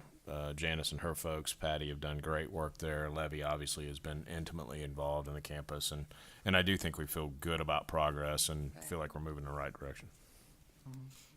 Yay. Thank you very much.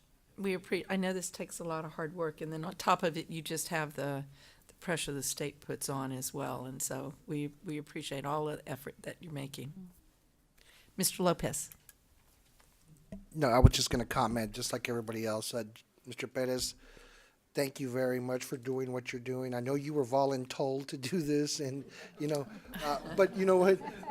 But more than anything, I mean, you being able to take that campus and bringing it up to where you and your team, I mean, bringing it where it needs to be. Thank you very much for stepping up on that. And I really appreciate that, and I know Northside appreciates that. So thank you very much. He's there for a reason, no doubt about it. Thank you. That was not a random assignment. All right, so then we need some clarity, because in the agenda, it indicates that we need to approve this. Yes, So ma'am. do you need board approval in relation to this plan? Yes, we need board approval to submit the January update of the plan, which will basically include the slides that we showed you that shows the progress on each of those goals. All right, thank you. Then can I have a motion come before the board? So moved. Second.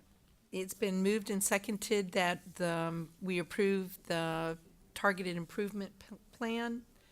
Are there any questions or comments from the board? Seeing none, all those in favor, please signify by saying aye. Aye. All those opposed? The ayes have it, motion carries. Thank you. Next item of business, Dr. Jordan, is yours as well, the pre-kindergarten expansion. Yes, If ma'am. I could just preview this one a little bit. So, members of the board know that we've been in a conversation and staff have been studying. Good night. Thank y'all. I mean, unless you just really want to stay, you're welcome. No, y'all, please. You've got a long day tomorrow. It is early in the week. I get it. As members of the board know, we've been having a discussion, and staff have been studying quite a bit what a possible move to some full day pre-K could look like in Northside.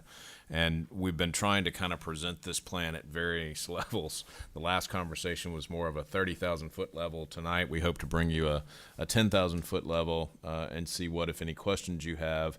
Then our plan beyond tonight would be to come back in February and seek your approval for a proposal like this, and also in Budget Amendment 2, seek some early and partial funding, because there will need, obviously, to be additional work between now and the start of the next school year.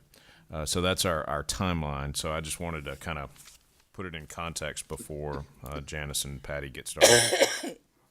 Yes, thank you, Dr. Woods. So we'll start with the next slide, Monica. And I think this goes without saying, the research is clear and it's supported everywhere you see it. As a matter of fact, there's a recent meta-analysis that Harvard conducted that they are drawing direct lines between participation in quality early childhood programs and students being on grade level to read at grade 3, a significant reduction in any type of retention, and being on track to graduate on time. This is marked especially with students in poverty or students who are second language speakers. So if that's not enough reason to expand pre-K and NISD, we have a couple others. We know that we want our students, when they walk into kinder, to be kinder ready. And kinder readiness has a whole host of dimensions with it.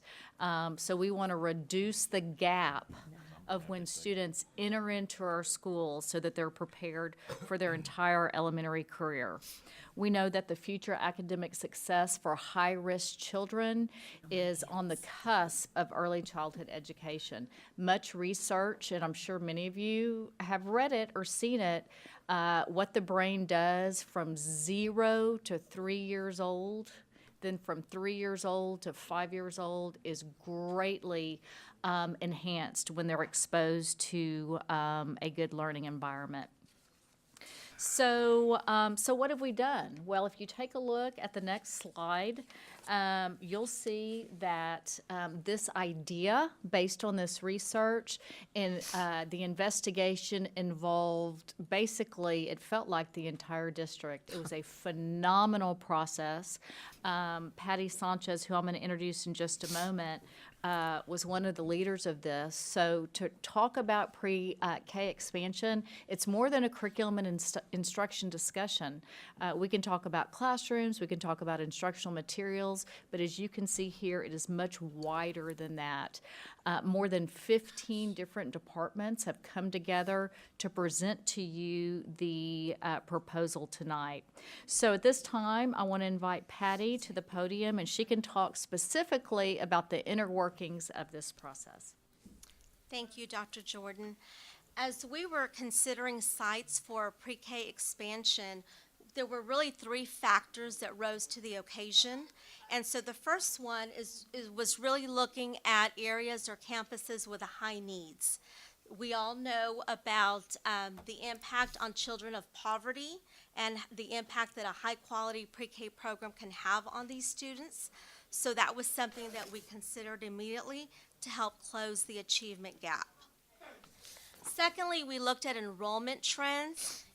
In the last 2 years, we've seen a decline in pre-K enrollment, or in enrollment at K through 5, so specifically in certain areas of our district. So this was one way to address that.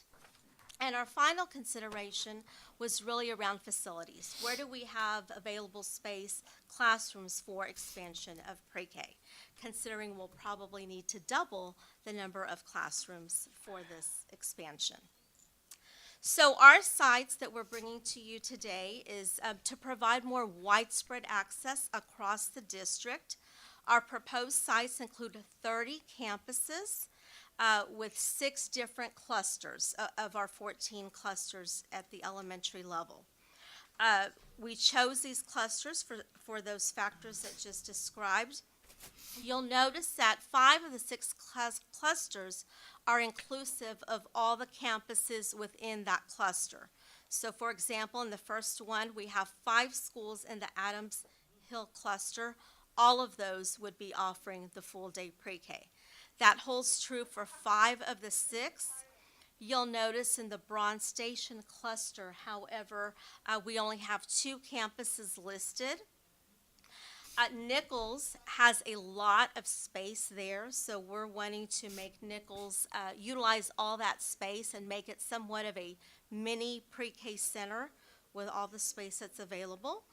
There's also easy access to schools outside 1604. Nichols is pretty easy to access, as we'll see in just a minute on a map. And then Burke as well in that particular cluster. To look at it visually on a map, you'll see there where they're located. And just to review the legend there, the yellow highlighted areas are where we're proposing the full-day expansion. The red are the 5 campuses where we already have a full-day program funded by the Pre-K for SA grant. And then the green areas are where we have Head Start programs for some of our students. You'll notice there the 1604 line in that light blue or gray area. And Dr. Woods really liked this proposal because all clusters that are, with the exception of the Scobie cluster, are inside 1604 where we would be offering that full day pre-K. Patty, could you stop for just 1 minute? Sure. Bobby, did you have a question? I did, but she's gonna actually, I just feel like I can get to it in the next slide. Okay. I was gonna ask about who qualifies Okay. and non-qualified voters too. Absolutely. We'll ask this, I'll wait till you get there. Okay. But could you back up the picture? Okay, so Adams Hill, so Patty, I'm confused on That's which okay. school is Okay. going to, what school is going to have the pre-K classes? All 30 of these campuses. All 30 of the campuses. Yes, we would And so move that's from- what we're talking about when we're saying that each cluster area will be, we're going to immerse the pre-K programs in. We'll make it from a half-day program to a full-day To a full day. program. That's correct. They already have pre-K, it's just a half-day program. Okay, all right, I'm sorry, that's where I was lost. Okay. All right, thank you. So you'll see there on the map, again, all of those campuses, with the exception of Scobie cluster, are inside Loop 1604. Nichols up there towards the top would have, schools outside of 1604 would have access to a full-day pre-K at the Nichols cluster, which has lots of space available there. Okay, I'm sorry, so does that mean, you're talking about Los Reyes, Beard, Some of those. Kuntz, I mean, where do all of those where are you talking about those schools that are outside of 1604? We have quite a few outside of 1604. Yes, we actually have pre-K at 70 of our 79 campuses. We do have 9 campuses that don't have pre-K, some of which you mentioned. McAndrew, Los Reyes, Helotes, Leon Springs, some of those. And so where would they go if they want pre-K? They could access it for, if they qualify, if students qualify. Well, we're talking qualify, and then we're also talking tuition base, so where would they go? They would go to Nichols, would probably be the easiest access because we have more available space at Nichols than any other campus. Patty, Katie, it's at Braun Hall. Remember where Braun Hall is on Braun Road? It's about half a mile down. Across the street. At that turn Let me just street. make sure everybody's on the same page. So the reason to focus obviously inside 1604 is because we assume that the vast majority of kids we're going to serve, which is kind of going, I think, to Bobby's question, are going to be qualifying kids, right? Kids who meet the qualifications for what the state sets for pre-K, right? And then we would plan, she's getting ready to get to it, to fill in any available slots to maximize our efficiency, frankly, with tuition-based kids that could be coming from anywhere and could be attending school at any of these full-day sites, right? It would be on the parent to provide transportation to get them there, but we assume that because parents live and work in different areas of our district, that there will be some who will want to, because it's convenient to their pathway to work, transport their child to a full-day site, and may very well, considering that it's a certified teacher and we're going to offer extended day with Learning Tree, be happy to have their child in that kind of setting. But just wanted to be crystal clear about that. So to answer your question about who will we serve, we're looking at, first and foremost, qualifying 4-year-old students who are eligible for pre-K, including our PPCD students. And as we know that students qualify for pre-K based on language, income, homeless status, or child of an active member of the armed forces. And as Dr. Woods mentioned, in addition to those would take priority, and wherever there is space available, we would then offer it to non-qualifying 4-year-old students on a tuition-based status. Again, it's our goal to fill up every single classroom for this expansion. Let me just ask you one question. I'm sorry, Dr. Harrell? No, real quick, on the map, I just want to make sure I'm clear on the symbols. So the highlighted, the goldish color, those are the new full-day pre-K sites, right? Proposed, yes. Proposed.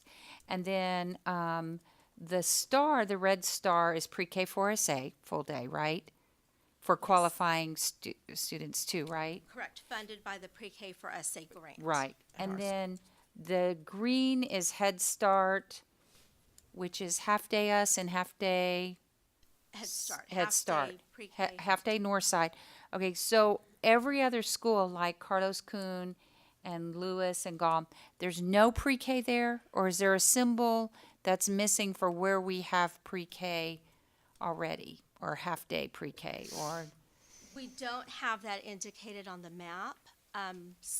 Most campuses, with the exception of 9, already offer a pre-K. Okay, so just out of curiosity, what are the 9? I don't want to put you on the spot, That's but what okay, I have what are them. the 9 do not have pre-K?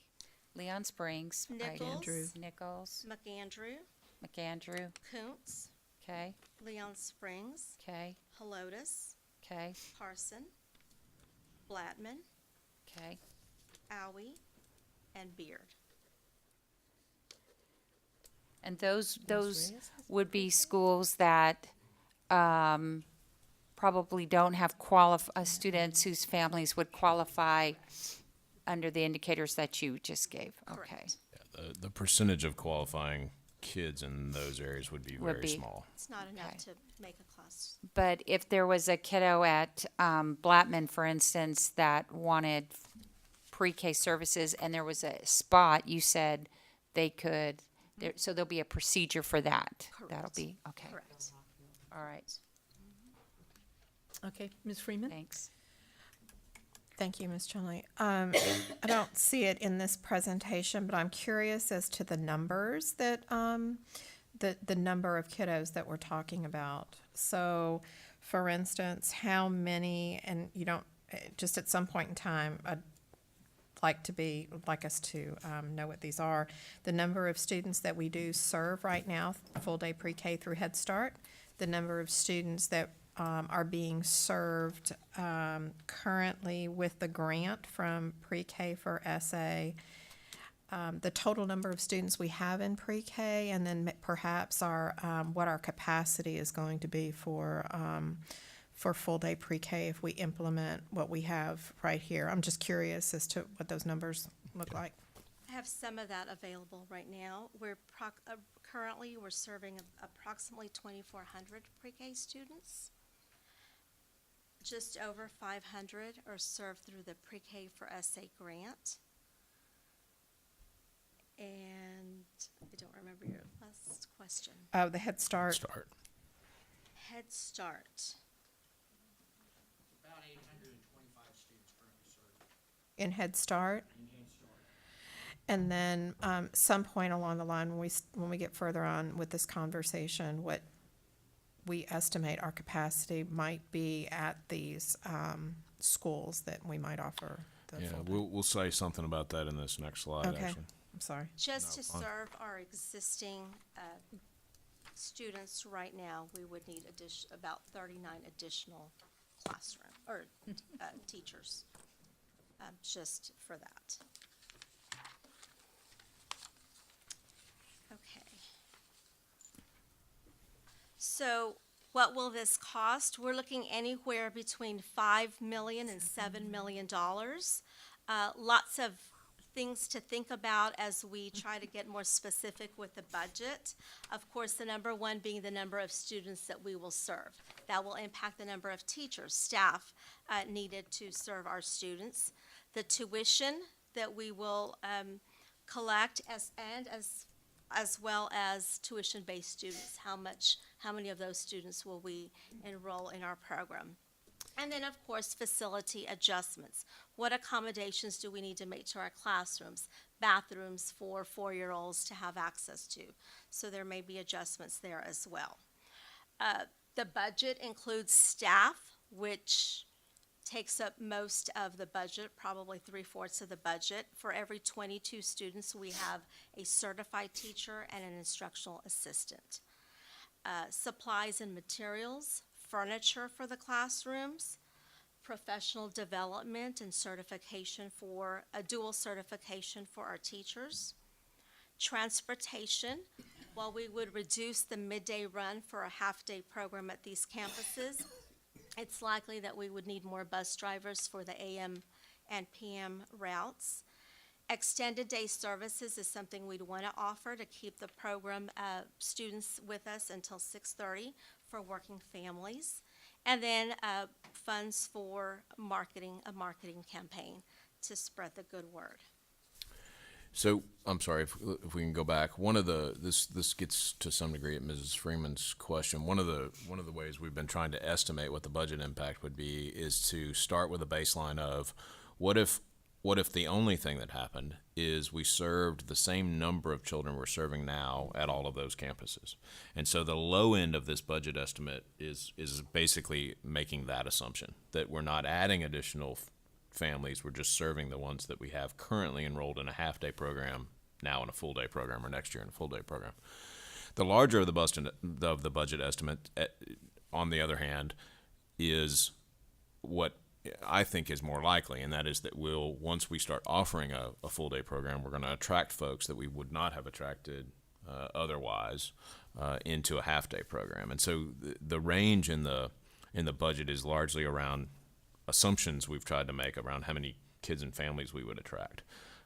But as Patty said, clearly the final cost of this program will be dependent on what our uptake is with students. And that will not be something that will be known until a good ways into the spring. So our next steps.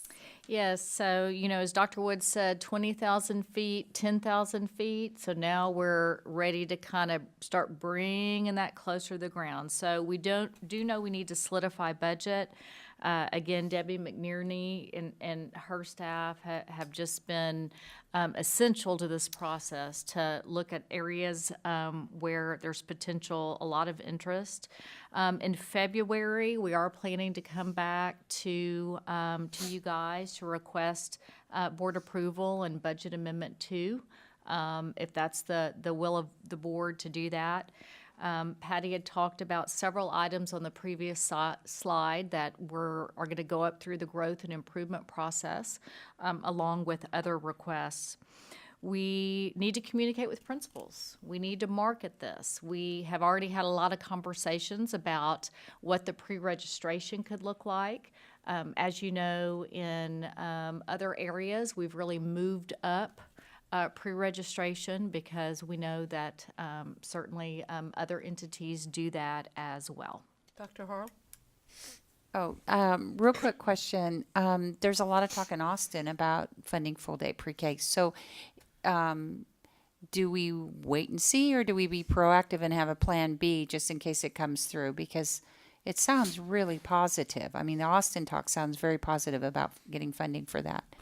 What you see here, and we should have led with this, assumes no change in current law, that we Right. would continue to be funded as we always have been. Obviously, any change to the good in the way pre-K is funding would ease that budget impact and perhaps allow us to even go further than what we've projected tonight. But this is something that we believe from a staff perspective, from a capacity perspective, a budget perspective, is doable, even if none of those positive steps are actually accomplished. Do any trustees have any other questions? Okay, I've got one, Patty. So, well, actually, Brian and Janice. So one thing that we had talked about when San Antonio did pre-K for SA was that since we already took any child who qualified who came to our doors, that there was a little bit of a feeling that San Antonio had missed the mark in that you've got a group of children that are on that bubble where their parents make too much money to qualify, but they really need the services and they don't make enough to pay for full day pre-K or childcare somewhere else. And so there's that group of children that is just not being serviced. To me, they're kind of like the silent pre-Kers. And so what I was hoping is that with this, that we would be able to offer that group of parents the tuition on a sliding scale that would allow their children to be able to participate in this. And I understand there's a group that qualifies, but there's that group right in the middle that is not being serviced and they're not coming to school prepared. And so I would like to see us have some discussion of that and what exactly does that look like on the tuition-based piece, and is it possible, particularly if we get funding out of the session this year, to offer tuition on a sliding scale to that group, those families and those kids, because I understand that some of the schools in that northern area, I-10 Bandera Road, may not have the populations that justify having a pre-K there, but that doesn't mean that there aren't pockets of the population for those schools that have the children that I'm talking about. So I would like to have that as part of the conversation. I absolutely understand the need to get this done quickly, and to get it out there and to start advertising it. But I think there's quite a few more questions in relation to how we're doing the tuition, the cost of the schools. I mean, I would like to get the pulse of the board if we're feeling comfortable that we're going to be able to make a decision on this next month, because we're talking about approving it in February to move forward. So do we need to, I don't know if we have any called meetings in February. Do we need to have this added to that agenda? Have the board generate the questions that we have and then have that at the called meeting in February if you want this voted on at the regular board meeting in February? That's up to the group. We can What, certainly what, add it. what are y'all's feelings on that? Katie, Bobby? I have a question. If I could just respond a little bit to what you said, I remember distinctly that conversation with regard to pre-K for SA. I'll say a couple of things. One is pre-K for SA over the years has moved to fill that gap and takes a fair number of sliding scale tuition kids and families. That's something I'll say. That's one of the ways they've kind of filled their schools. Another comment that I would make is that I think that's a conversation we could consider pending additional funding. I'd be hesitant to recommend without additional state funding that's something we could tackle right away. As you can see, the lift here is pretty significant just to get those 30 campuses to a full day program. The financial lift, I mean. So that's my initial comment about that. Bobby? Yeah, I was gonna say, Carol, I'll get you next. yeah, I tell you, I'm in full support right now. I think, to be honest, just through the years and really want to see this happening per se, I think I have enough information. If you're asking from my vantage point, I think we got to get it started to get to where you're talking about. I totally agree with you, and we definitely talked about that with pre-KSA. Yeah. But I think the faster we get this going, the better. The thing I'm going to look in out years, and this is the hard part, we can't answer this in February, is, again, we'll look at the outcomes and see from a performance standpoint and say, yeah, this really made a big difference. But I think you're going to kill me on this one. I think it'd be interesting to also show the cost avoidance part of it, which is very difficult to do. Mm-hmm. Just like we're doing with middle school and high school, when we're showing, the college savings and those type of things. But, that's a little bit harder, but, for me, I'm definitely for it right now. I think that you probably have agreement across the board. Dr. Harrell? I'm totally in agreement with this. But Ms. Chumley, you bring up a really good point. I mean, the sooner we get our kids, the more we'll keep our kids. I think once they get a taste of our schools and all the programs and all the opportunities, and so I want to get our kids, as many kids as we can. And if it means that we approve this and then we look at where we do have additional room and where we can offer sliding scale, I really believe once we get our kids in our school, we keep them forever. And that's another thing that I do want us to consider. There is huge, Patty, you brought up marketing. There's huge recruitment going on at daycares, and we're not oblivious to it, but I mean, we don't need to do that. We can sell our schools by getting our kids in here. So I would love some depth where it said if we did get additional funding or not, but what would it take financially to get more kids in our schools at a younger age. I do think, Bobby, going back to your presentation, I do think there's a lot of research that says closing the gaps begin in pre-K. It does. And so, again, the more kids we get in throughout our district, the better. There was something else I was going to say. I'll push my button if I remember. It'll come back. Thank you. Thank you. Ms. Freeman? Yeah, my first question, Dr. Woods had answered it, whether the administration had considered the sliding scale option, as you brought that up, because it's truly a good point.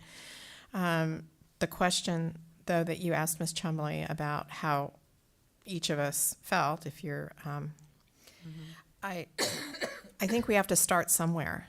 And as we do things in Northside, we start where we can, and then we build the program. So I think my personal feeling is we need to get this on the ground and serve as many people as we possibly can at this particular point, and then attempt to expand it. If we get more state funding, great. If we can do more with the resources that we have, that would be great too. I think it'd be great if we could have pre-K for all of our kids, should they want to, but it's not going to happen. We're not going to be able to do that right now. We've got to start somewhere. So that would just be my point. Okay. Mr. Lopez? Yeah, Ms. Chumley. I mean, I'm okay with us moving forward with it. Sure, what I'd like to see a little bit more information as far as having to do with the sliding scale, because I do agree with you. We are missing that certain population of parents that make just a little bit of too much money to where those kids don't qualify. So I'm okay with that if we move forward, knowing that we're going to have that sliding scale That somewhere further in there, discussion. knowing that it's going to be included in there. So if we have to make a decision today, I'm okay with it doing it, but let's attach that sliding scale to it, and let's look at that population. So. Okay, Dr. Harrell? Yeah, one thing, thank you, Ms. Chumley. One thing that I did want to mention, and both you said it in your discussions, is we are talking about high-quality pre-K. There's a lot of pre-K out there, but the other thing, the sooner we can get our kids, and I'm sorry, I'm the kid can't wait person, but I do know, I believe in our district that high quality is non-negotiable in our pre-Ks. And so if we wait and we get our kids in kindergarten or first grade and they've had a different pre-K experience,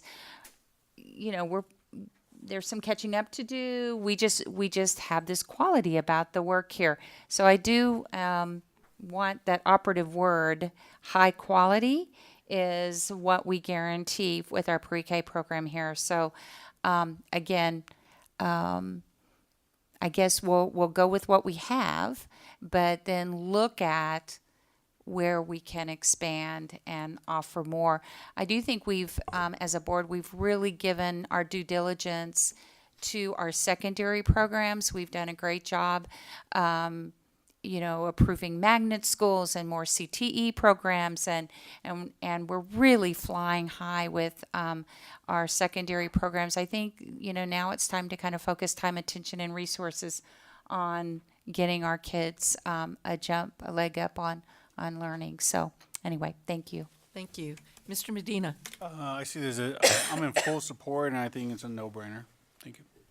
Okay, so, thank y'all. So I think what we're saying, so I don't think that, how about this? If any trustees have questions, just please, send them to Mrs. McGee, send them to Linda, and she'll get them to the right place.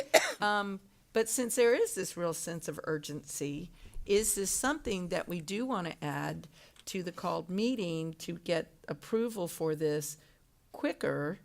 And I do think that we need to have some type of a marketing campaign to those children that are in daycares. And so would that be of assistance to do that? Because I think, Brian, I think you've got the support of this board whenever we have it in front of us to vote on it. I think the difference is 2 weeks. Frankly, Budget Amendment 2, which is what's going to allow us to actually have the funds to do any of this work, is not until the end of February, and needs to stay at the end of February. I think if we go with that original schedule and leave things at the end of February, we're fine. Yeah, okay. It gives us enough time, literally starting the next day, to turn around the marketing and start advertising. And then go from there. I'll say I am sensitive to the conversation about tuition and sliding scale. I am, and it may be, depending upon what enrollment uptake looks like, that's something we can talk about as early as this spring. But I just want everybody to understand it may not be, right? These slots may fill like that, and that may get pushed to a later timeline from a discussion standpoint. It's also going to be impacted by Carol's point to state policy discussions that we won't know the answer to until at least May, if not well down the line, from that. But I agree with the conversation. Okay, because I don't think that what we're saying is that approval is dependent upon that. I'm just saying just want it kept in we mind. want that to stay part of the discussion. And so I don't forget, one of these lights is not working real well, and I apologize, Katie, because it's your light, so I couldn't really tell when it was pressed. Okay. Yes, so if you would, please. It's been on a couple times. I'm sorry, because no, that's okay. So we need that changed. Just a couple of things. I would love for our, one of the departments to start putting together the marketing tools even before we pass it, so that it's ready to go as soon as possible. Because, We're on that, Ms. Reed. okay. We did not come to you tonight assuming that we would not at some point in time be able to convince you. And the, well, and the other piece I wanted to know, because I don't remember what is all on our advocacy agenda with the state. If this is not on there, we need to make sure that we do address that. And so our PTAs and all the people that are going up there should certainly encourage I think it them is. to address that also. Sure. Okay. Pre-K funding is Thank you. definitely on. Katie, just wave if I apologize. It's just, Okay. it's not lighting up, and so I can barely tell. Mr. Blunt? Just one last comment. I want to compliment whoever did the graphics. They're really colorful, and I really like that. Just a side item I want to throw out. It's very pre-K, right? Yeah, Very elementary. That's all I had. All right. Well, thank you very much for the Thank you for your presentation. support. I think that we're all on board that this is the right thing to do. Patty has led the Thank you. charge, no doubt about it.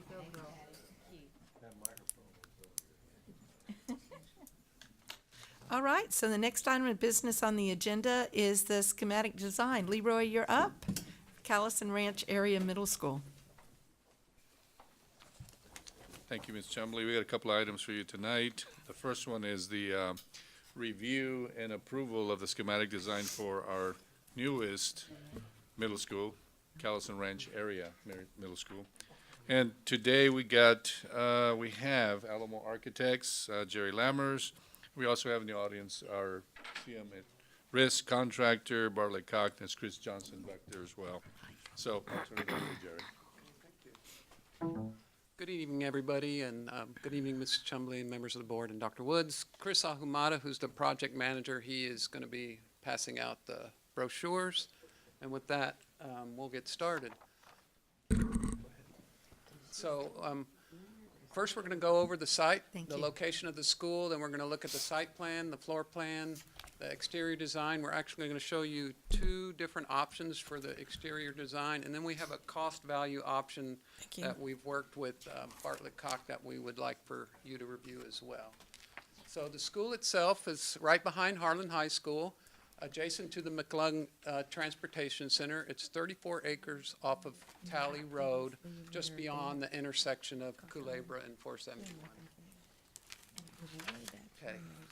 The site itself has a slight drainage. It's 12 feet from the Talley Road site to the back. North is straight up on this page. There's a drainage swale that goes along the north side of the site. And then we're anticipating two connections to Talley Road. One is going to be at the location across from the Harlan entrance, and that is required by Bexar County. So that will be the main entry to our school. And then we're anticipating another likely bus loop entry in that location. Okay, Jerry, I'm sorry, go back on that. So Harlan Is goes, you go all the way past Harlan, and then you turn to the left. Yeah, if So you go, this, Talking about going up Talley Road? yeah, if you go back one slide. yeah, Okay.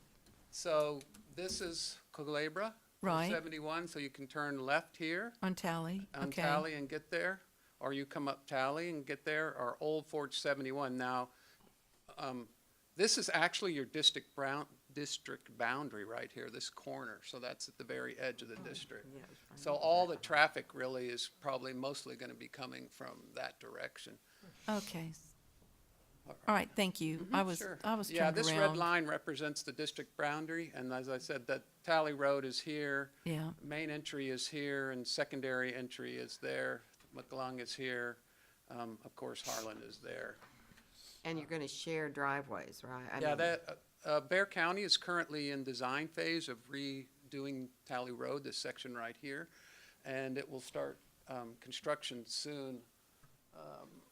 I'm not quite sure when the date. When we met with Bexar County, I guess almost 6 months ago now, that was under design, and when it was going to go in construction was still undetermined at that time. And Is it going to be 4 lanes? it's going to be 4 lanes with a left turn lane likely in front of the school. Okay, so you've accommodated that in your schematic? Yeah, that's actually all within their right of way, so it won't come into the school property. Now when we get into the site plan, we are gonna have a right turn lane that will go into our property a little bit. Okay. And then this is the zoning for the school, so we turned the site so that Tally Road is right here. And as we said, the main entry is likely right there. This is going to be the bus entry. And in the front, we're going to have the parent drop-off visitor parking zone. And then facing McClung, it made sense to put the bus drop-off in what are likely going to be the service for the schools. And then behind the school will be the athletic fields. Now, one other thing I want to point out is this red line here. That's what we're calling our security barrier. And these little red nodes you see here, that's where public or the students early in the morning would be able to access schools. And then if you're out in the athletic field, you'd be able to access there. Okay, so let's look at the site plan now. So this is the developed site plan. And then the main entry off Tally Road, as I said, and we'll have our looped bus drop-off, which allows for the car stacking so they won't back up onto the road.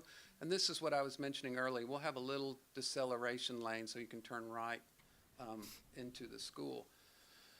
The main entry is right here. The parent drop-off is right there. And then on the bus side, the buses will come in here, and the bus drop-off is right there. The service is here.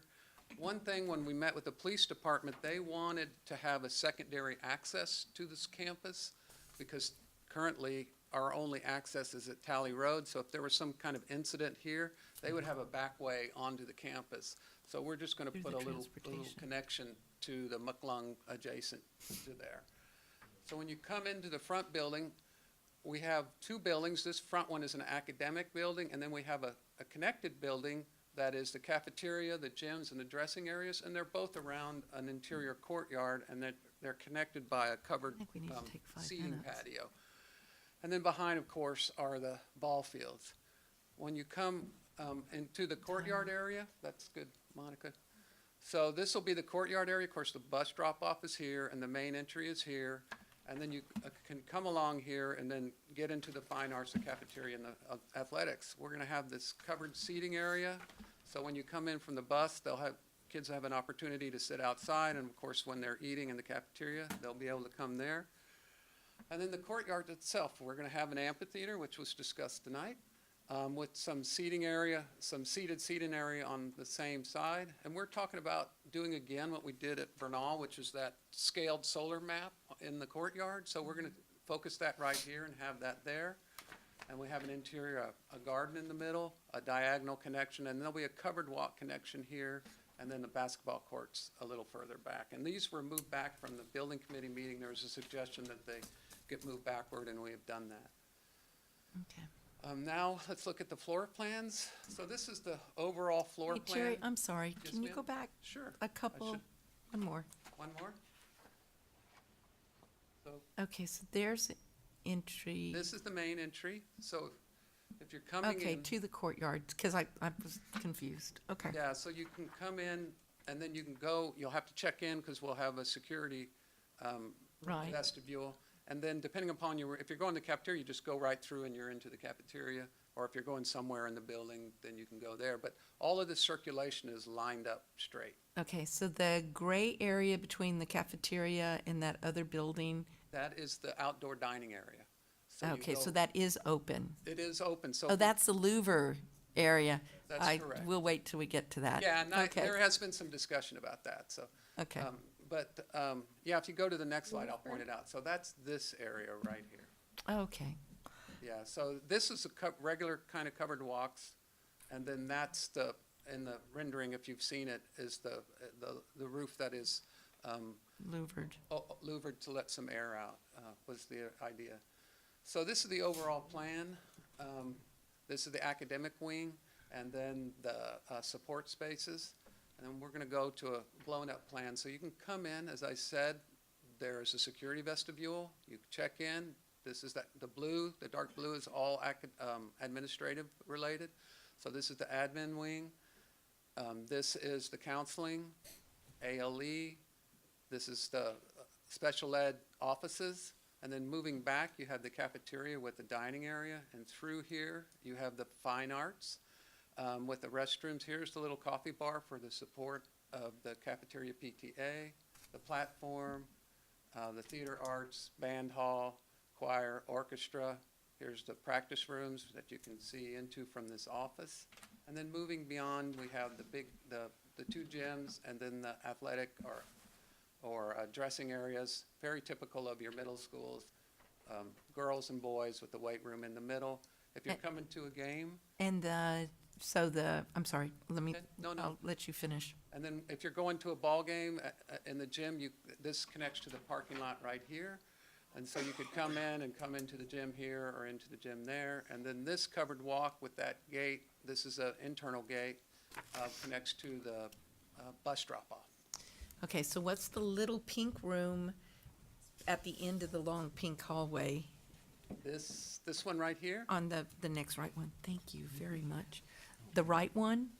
Yep, come down. And what's that little pink room at the bottom, little pink square at the bottom? So this is the Nope, office. Further Talking down? about in the middle of the hallway? Yes, in the middle of the Oh, that's hallway, the Jerry. ramp. The ramp that gets you up. Okay, nope, you're not there yet. Just come Yeah. down. The practice rooms, they're the practice rooms. Right there. That, yeah. Yeah, these are the practice rooms. So we have 1, 2, 3, 4, 5, 6, 7, 8 practice rooms.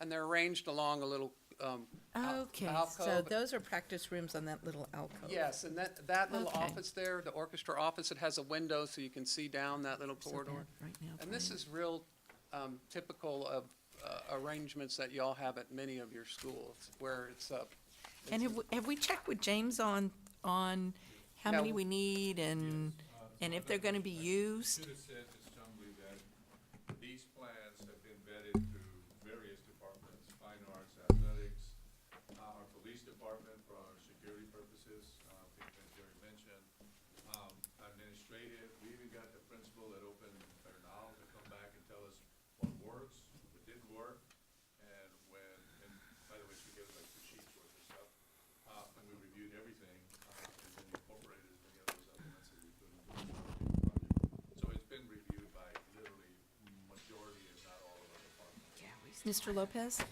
Thank you, Ms. Chumley. Yeah, one of the questions that I did ask in the meeting, having to do with regards to the fine arts was, and Dr. Woods, you weren't there, but I just wanted to make sure that I at least brought this to your attention, or we kind of looked at it. Now that we are expanding the fine arts in the dance area, have we considered changing our standard to include a dance studio? I'm not sure what size would be accommodating enough, but would we be looking at that in the near future? Leroy did bring that to my attention, and I kind of left it knowing that it would likely come up at this conversation since we were having a full board conversation. We've had some conversations on that. Our dance expansion in the middle school is a 3-year process. We're in year 2 of that 3-year process. So we're bringing on, if you will, the second third of campuses this year. We've got the last group coming on a year from now. My hesitancy to design it into this building now is that essentially we're obligating ourselves at some point in time to go back to the other 20 campuses and do something along those lines. The other phenomena we see happening with middle school dance is that because you can earn a PE credit via middle school dance, kids are coming out of the traditional PE course to take dance, which is fine. That's their prerogative, but that leaves gym space available during the day in order to accommodate that. So I guess it's a long way of saying I don't think I'm quite ready to recommend a dance studio at all the middle schools yet. I would suggest that we need to look at, let's get through the 3rd year of fully expanded it out, and then see kind of what our needs are. Are our gyms accommodating those kids? Similar to the process we used with high school when we just started fine arts dance at our high schools. And the only reason why I asked that is because this being a new campus, it's like, since we're already there, why not just add it? I mean, but I understand your reasoning, and and I respect that. So we'll just go ahead and leave it at that. But yes, I appreciate that. Thank you very much for that. It's something that we're going to leave on the table for study. Sure. As we get dance to all of our campuses, and we see the staying power of dance at those original campuses. You know, is it something that kids love and stay in, like we've had at high school, everywhere, no matter what? Or is it a passing fad, and then 2 years later it kind of, you know, drops away and it's not as popular? That's my suggestion, is that we study it from an enrollment standpoint before we come back and look at that. How many middle schools do we have dance at now? Roughly 2/3. We're, like I said, we're in the second year of that expansion. And so we planned for it to be a 3-year expansion for correct. all of the current middle schools. And then you'll do a review of it. So if I was just trying to look at it in relation to the next bond program. Mm-hmm. So that would be possibly where, 22, Yeah. yeah, designed in 21. so by 21 then, we will have had the 3 years and be able to have the data. Then, because next year, so 1920, it rolls out to the rest of the middle schools. Correct. So then 2021, Which is when this opens. 2021, then we'll be able to see what our population is and how many we're keeping. Yeah, I think And what that's it does from a facility a usage. facility standpoint, usage. right. Yeah, I think the spring of 21 is probably about, from a timeline perspective, about the right time to make that kind of call about that, because by then you'll have 4 years of data on your first set of schools. That's a healthy amount. And I can also see that's why we have the cafetorium or the other Sure. auditorium. So, yeah, I mean, that's typically used for dance studios too. So, absolutely. I mean, it was just that. So, no, thank you. Yeah, very much. I was actually on a high school campus and so was Patty, when we expanded to fine arts dance, and we used gyms and cafeterias as the space until we had a more permanent location. Thank you, Jerry. I'm sorry. Sure, no problem. We had that discussion, so, and then one of the questions was, well, where could you put it if you did it? And so we felt like maybe we could, it depends on where it goes, whether it's near the dressing rooms or whether it's a fine arts thing, but there is room to, at least in this area, to add a 1,500 square foot or so space. Okay. Okay, so the next slide, then, this is the upper wing, so again, this is the main entry, security vestibule, and then you turn left immediately, and then that's the library with the classroom, library classroom that will also open up to the main lobby. We have the art labs here, which open up directly onto the courtyard with their art patio.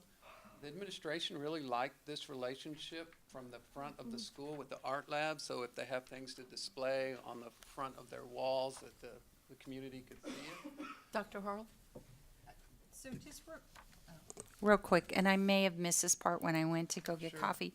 Only because we're designing a school where there may be some opportunities for activities and other learning that we haven't actualized yet. So, like our library's looking very different for more STEM-like, robotics, those kind of things. So right now, the space that we have is very traditional space, like library and cafeteria and classrooms and science labs. Did I miss anything where we're thinking about maybe in a few years what potentially this middle school could host?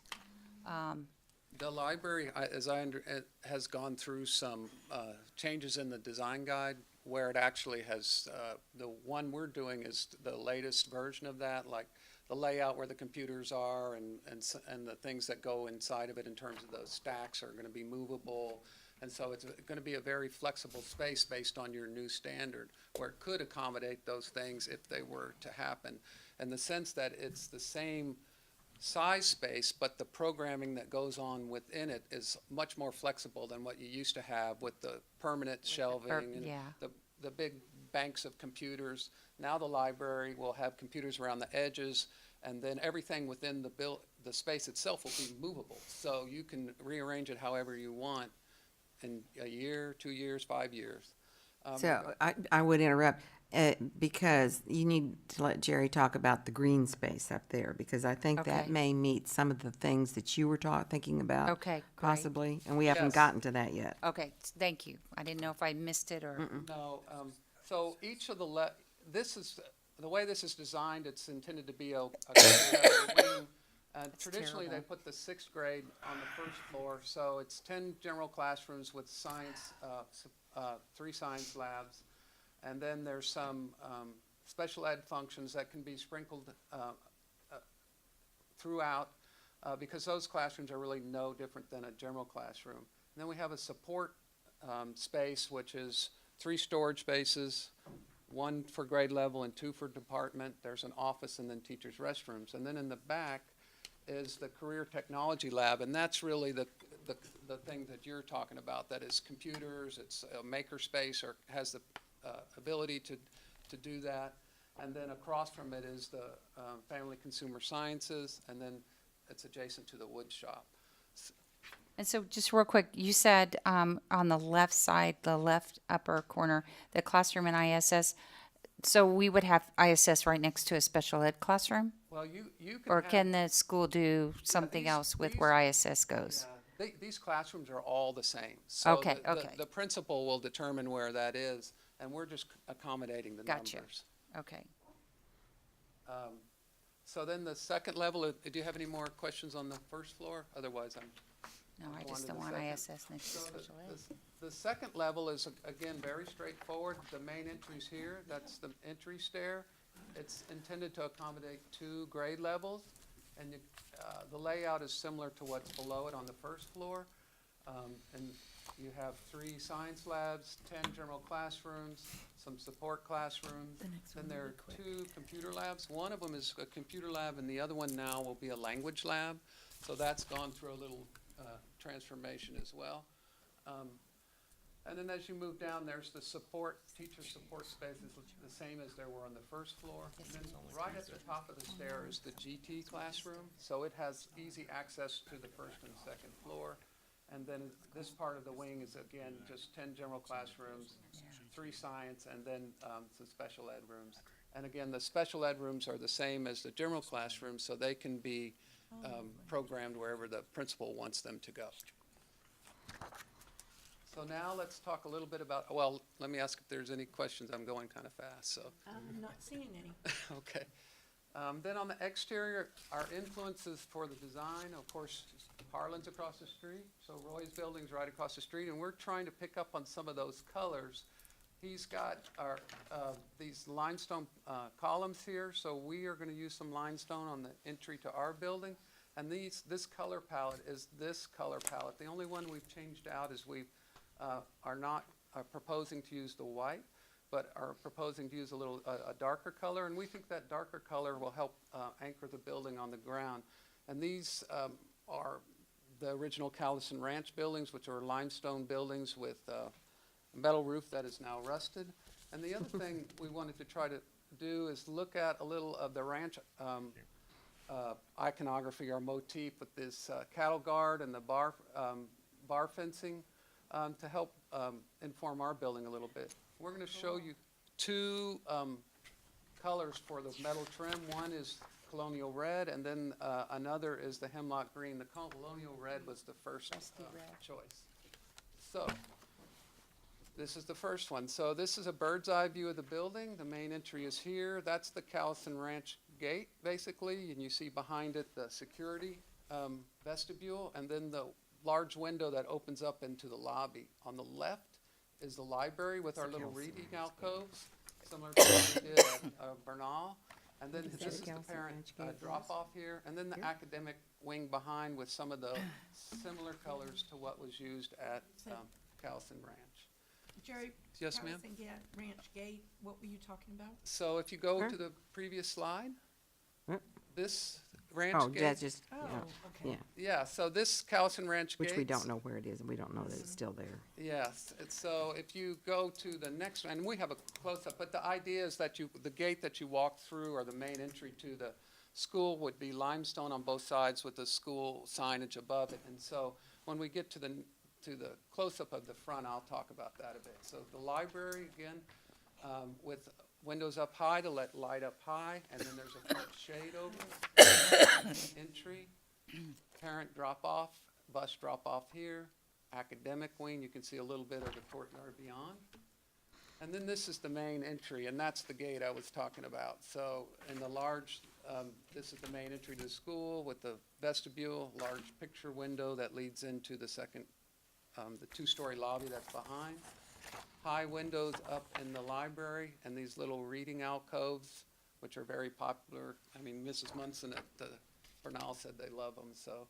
Jerry, how the brown brick, the Yes, dark ma'am. brick, This brick here, or on the or bottom? no, that No, brick, not there, over on the main building.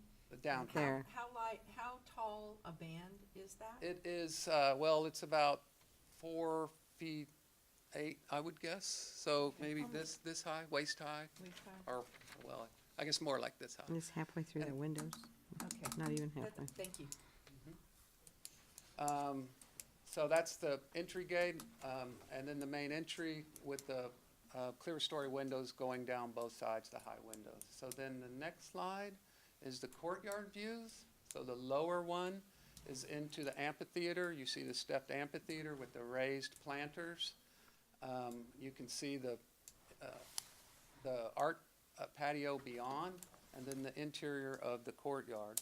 And then this is what you were referring to. Talk to us about your roof. So the idea with this roof is it's a series of overlapping planes that looks like this, and the idea there is that they overlap enough to keep the rain out, but they let air come up through there. As the wind comes in, they try to let the hot air rise out so it can rise out. So the picture doesn't really represent No.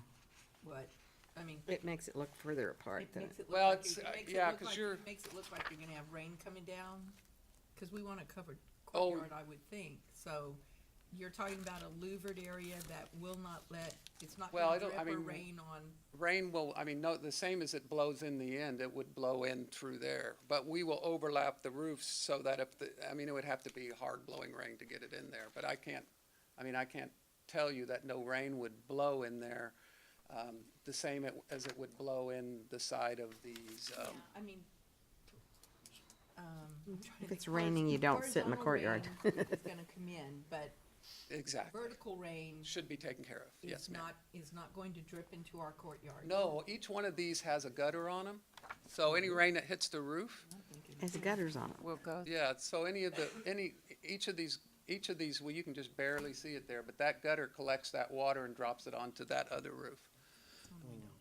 So there, So, Now, Ms. Chumley, what we're gonna do is, once we get into the contract documents, we're gonna actually cut sections and Yeah, take a look at it. It may look a little flatter, to try to avoid any rain that will blow in there. I guess so, Leroy, part of the design element that I think, and I'll have to ask Katie for the building committee's input, is that we like that openness. So if you're talking about now coming in and showing us something where you've now made this a flat roof, I'm not sure if we're gonna want that. So I guess I need the assurances now that you're gonna be able to keep open louvered area, but we're not gonna have rain on us. That's How because does you that have the work? gutters and it's sloped. And Yes. so it's gonna slope and we can off control, that way. I think you're right, it's like, we can actually study this and close lower those together to help. But not too much, because you really do want light and really air want to that. come You- through. you So want if you that- change that, don't make that change without that coming back to Sure. building committee. Yeah. Again, we will look at that image right there and see how it works. And if it has to be adjusted to avoid, because obviously we don't want rain there.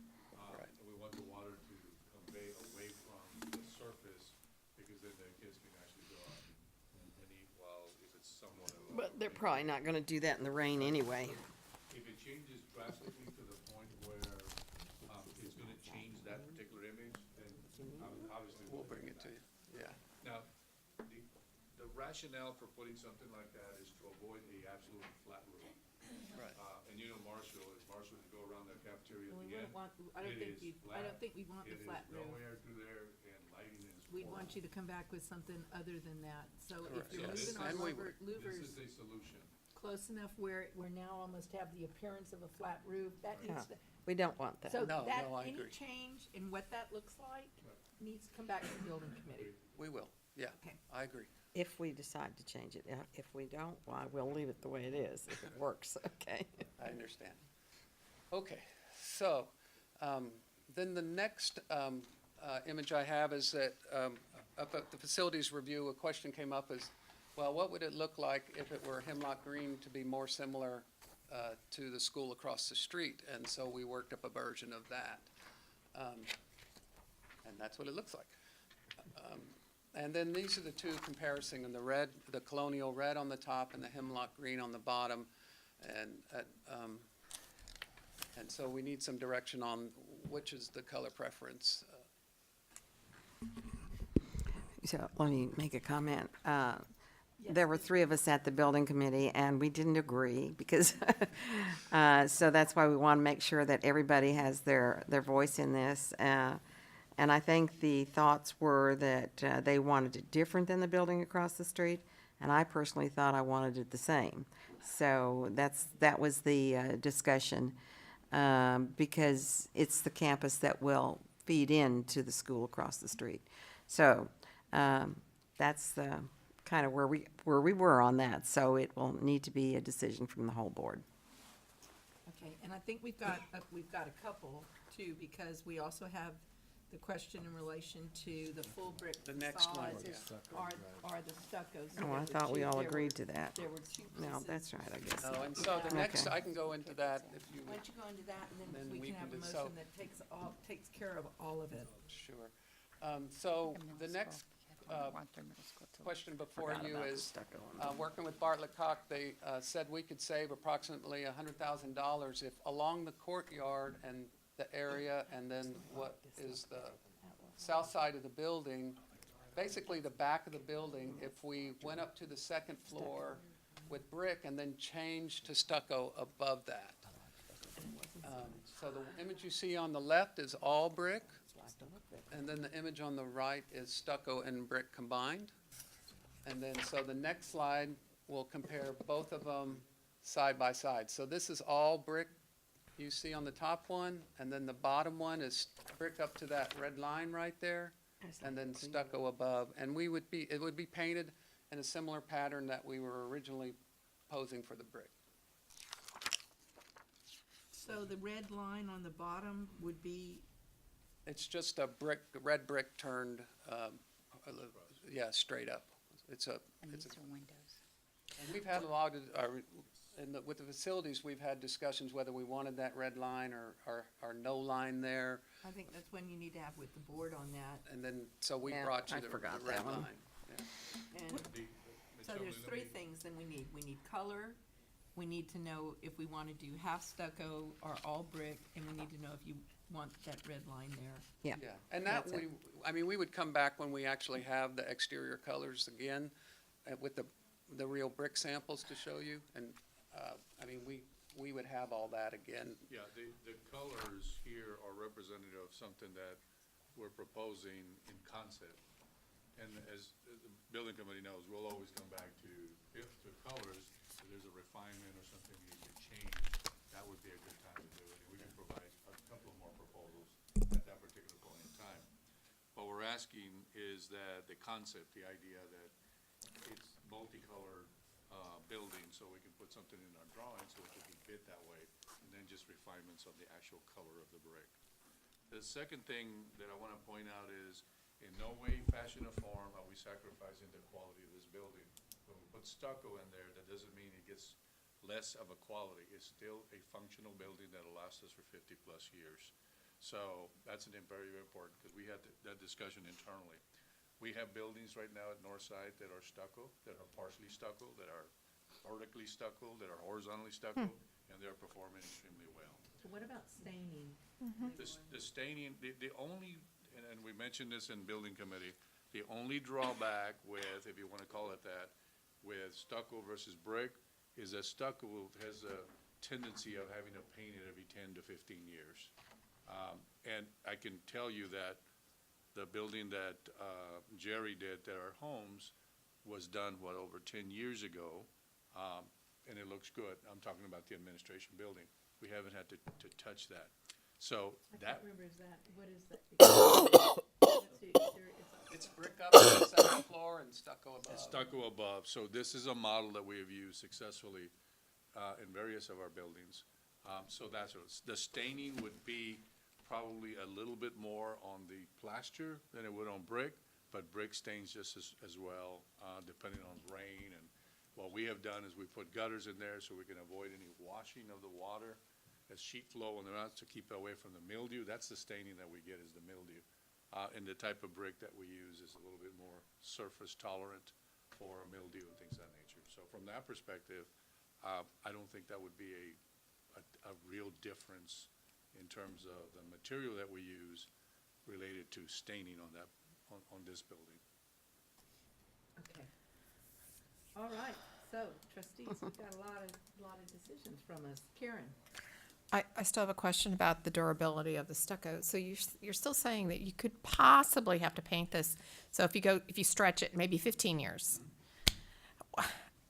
You know, for what we save, the $100,000 or whatever that we're saving, how much does it cost? I have no idea how much it costs to even We are, paint half of a, yeah, well, good question. I couldn't tell you that roughly. until I I do mean, the, you know, painting that exterior, painting the exterior of the.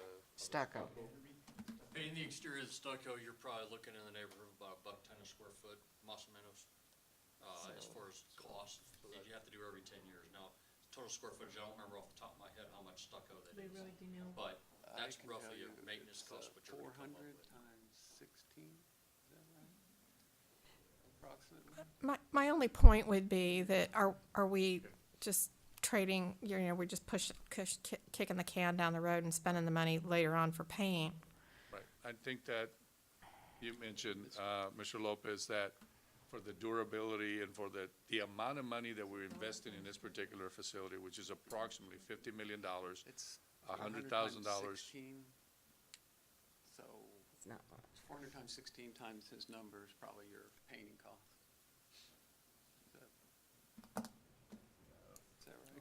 Chris is he's looking at it right now. We're really just doing the stucco for aesthetics. No, we're not doing, What, the decision to do, You know, $40,000 if you were just gonna I have. was gonna say, because I just had a house painted, Yeah, that's what- residential house, 3 stories for 40,000 on the exterior. That would, if you were just gonna So, say, Jerry, I'm come up with a thinking number right now, that's that's- the number I would have given you. Yeah, I was gonna say, I can't see that that's, 40,000 to paint a house? yeah. I would have done it for. She said for half. So just real quick, tell me so the purpose between the two designs, the one with stucco and the one without stucco, is aesthetics, or, It was a way to save cost. $100,000. oh, the stucco was a way to save $100,000. I got you. Although it does kind of make it look a little less rigid to have stucco thrown in between. I mean, I kind of like that, but anyway, I don't think it makes a difference to a middle school kiddo. Don't do the stucco, we still need to break it up with the line. Sure. It's too much of a big brick building. It's kind of prison-y looking when it's not broken up. But And we can bring back schemes that will show that line. Show or that. some way to break up the large mass of the building. Mr. Lopez? Thank you. You know, I mean, I'm okay. I was really struggling with the stucco and the brick, and I really liked the brick idea because it just had that durability. You know, if we're talking about savings, does it really matter if we're looking at? I mean, we'll eventually have to pay for it down the road, but might as well make that investment now. I mean, that's my opinion. Yeah, because brick, we're just gonna have to clean, we're not gonna come in and paint brick. Right, have to repaint it, you know, power washing it at whatever square foot, you know, I think is okay, but, I mean, just the durability of it, you know, my opinion, but, Okay. so I'm all for brick. We've had discussion in relation to brick. You're gonna come back with the design. Jerry, I will tell you, I love your schools. This one probably isn't my most favorite on your design. I thought using the cattle guards as your aesthetics on the front was a little different. But I trust that it's gonna be a good-looking school, because you do. I'm just gonna say, though, this wasn't this was not my most favorite of your designs. And so, since we do have we have some options for some changes in it, maybe if you look at, some different choices in relation to how you have the brick color. Because right now, you just need to know, yes, we want to use multiple colors of brick. Right. And you can come back and maybe, because Jerry, the thing that caught me is I just think it's a big school. brick, it's a big box brick building. So something that you can do, and I know you'll come up with something, I have faith in you, to kind of break up that, Sure, we that can do big some different patterning and. box look on that, I think would be good. Okay, so, I personally like the green, because I like it kind of corresponding to Harlan.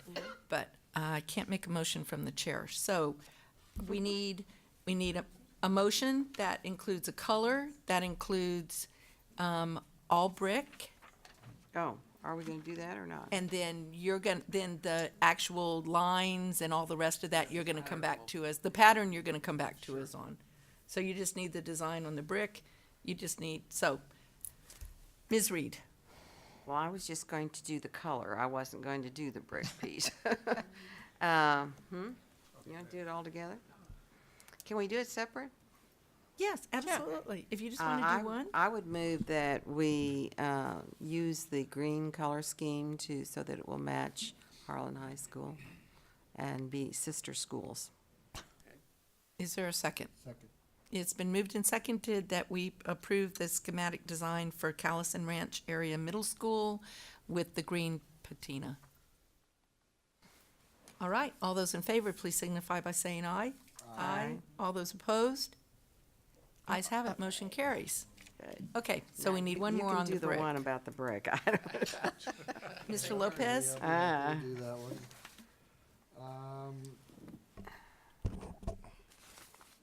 Where is he at? Here it is. It's the A, right? Yeah. Yep. Is it A? Yeah, I move that we approve the design, the schematic design for brick instead of stucco for the Callison Ranch Area Middle School. Okay, it's been moved and seconded that we approve the full brick facade for the Callison Ranch Middle School. All those in favor, please signify by saying aye. Aye. All those opposed, ayes have it, motion carries. And then, you'll be bringing back some exterior Yeah. looks. As a point of clarification, is the wishes of the board to bring it to full board or to allow the building committee to make that decision in terms of the patterns and things of that nature? I think Building. we can, Building. yeah, we can take it to building, however, it'll be on consent agenda, so we need to have the boards, in the office, in the superintendent's office prior to the meeting where we vote on that, in case there's any discussion or it needs to be pulled. We're under So it's in coming there to right consent, now, so but, if I as look a, at what we as a have. color item. But it looks more like this. Okay. What was your last statement? It's coming to consent to full board for approval under the consent. Right, the changes to the exterior. Okay. Okay? Okay. Thanks, Jerry. All right, thank you, Jerry. Sure. Okay, next item. I believe it was last month, Roy? Correct? Yeah, It's it was. been a blur. That we presented the Marshall High School exterior, and it was the wishes of the board that we look at another elevation for the exterior. And so as a result of that, we asked Roy to come back and look at the elevations and give us a couple of options in terms of the exterior of the library for Marshall. So today, we're just going to present to you the options that are available, and Roy's going to do that for us. And Roy, to help, since it's a long night already, if you just probably skip to the last page that has all four options. And explain it, because the board has seen this, but, I wasn't comfortable with just building committee making the decision, since it's a building that will be there for the next, hopefully way past my lifetime. So if you can explain the three options from there. Yes, ma'am. At the last building committee meeting, you all had made comments that the building looked kind of squatty, the windows looked kind of low. We were imitating the original canopy in the original one. So as we came back with the three options, option one was, well, what if we didn't have any canopy at all? And we would raise the windows up. Actually, all three options, we're raising the windows. But option one has no canopy. This area here faces mainly north, so the sun isn't a real big factor during most of the school year for this area. So that would be option number one. Option number two was to create an awning look over each face of the building, where it would be broken up as you go around the building. Option number three was to treat it more or less like the original canopy, but this would be hung off of the building, but it would be continuous all the way around until it dies into the new classroom wing on this side and the workroom on the other side. That would be more in keeping like the original canopy, and that it would give you that continuous look all the way around it. We did find we have some setback issues and some utility easement issues, and that's why we're sort of minimizing the amount of this canopy that we're putting back on there. So on the Marshall campus, when there was seating around the current library, and then you've got that covered walkway and the kind of a little covered area. So are we gonna have less of a sidewalk now, since we're Yes. pushing the building out? Well, when you say So that- sidewalk, do we need we're a gonna have a canopy? large walking, it's all gonna be concrete, mainly in this area, walking all No, around here. I'm talking about from the main entrance to the school, Yes. around this building. Around this side right here, we are a little bit closer, we're encroaching into what was the canopy, so it will not be as deep as the original canopy was. So are we talking 2 feet, Roy, 4 feet? She's are we- talking about the sidewalk, not the Probably an canopy. Yeah, the encroachment of sidewalk. 4 feet from where you probably had about a 9 or 10 foot wide canopy, and we're coming in to almost half of that canopy. You're gonna That's have not what about a she's 5 to 6 foot. Okay, because I guess my question is when you would go to buy Marshall, when kids were being let out, you had kids that would stand underneath that canopy around that exterior of the building. So are we gonna have enough of a sidewalk still that will have kids that would want to be standing there as they're waiting for their parents to come get them? And do we need that? So do we need a canopy for cover for an area for kids to be waiting? Or have we taken the sidewalk down to the point where that's really not where they're gonna congregate anymore? Good point. Good question. Yeah, Katie?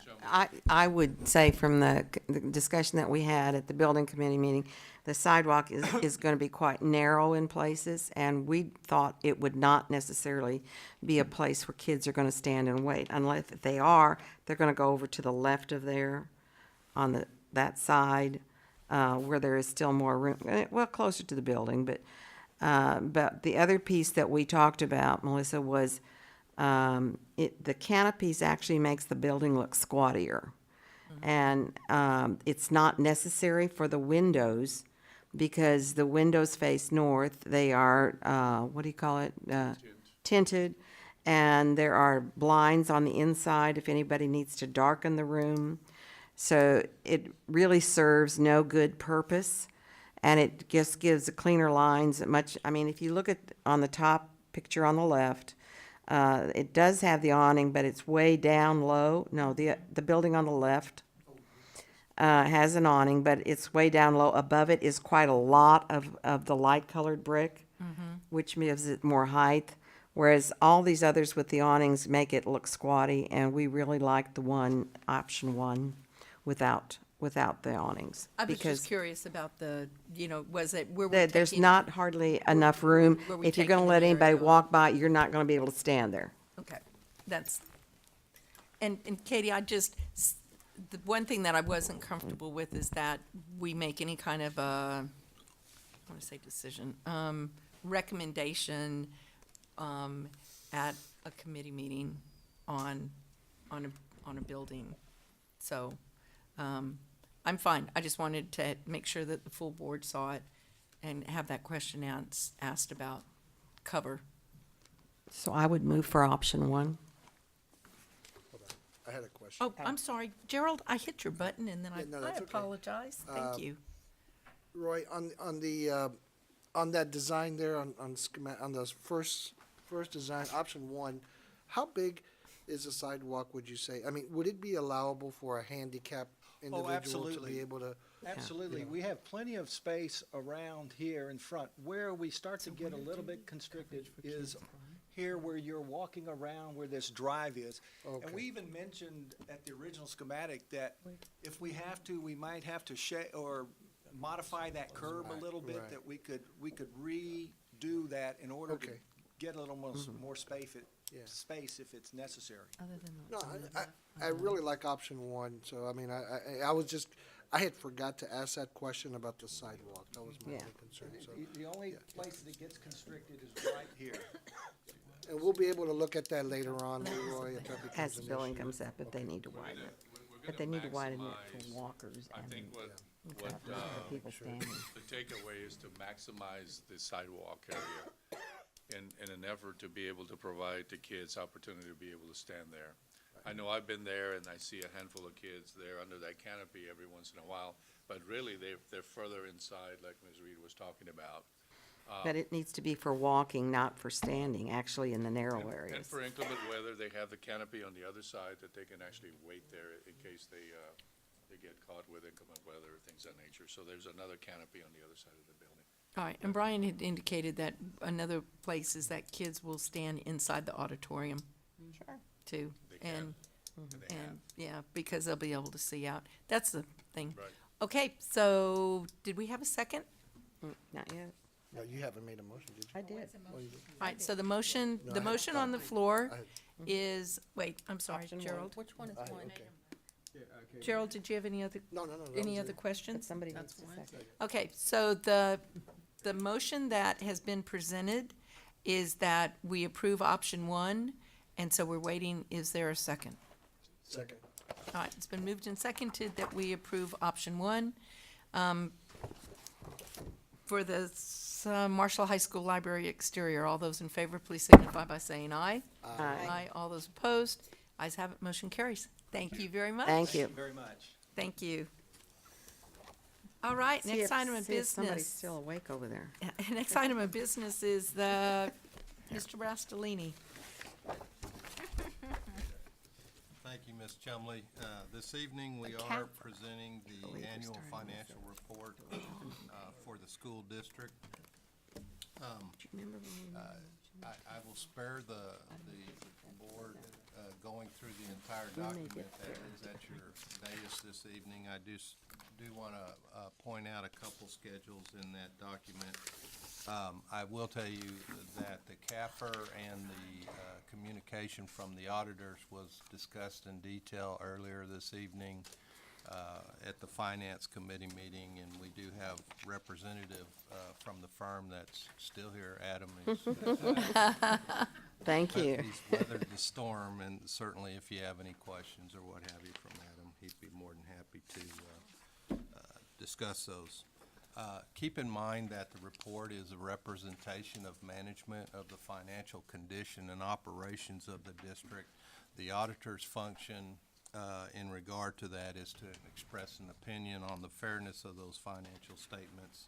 And I'm happy to report that we did receive unmodified opinion. No material misstatements or conditions were found in this particular audit. So we're real happy with that.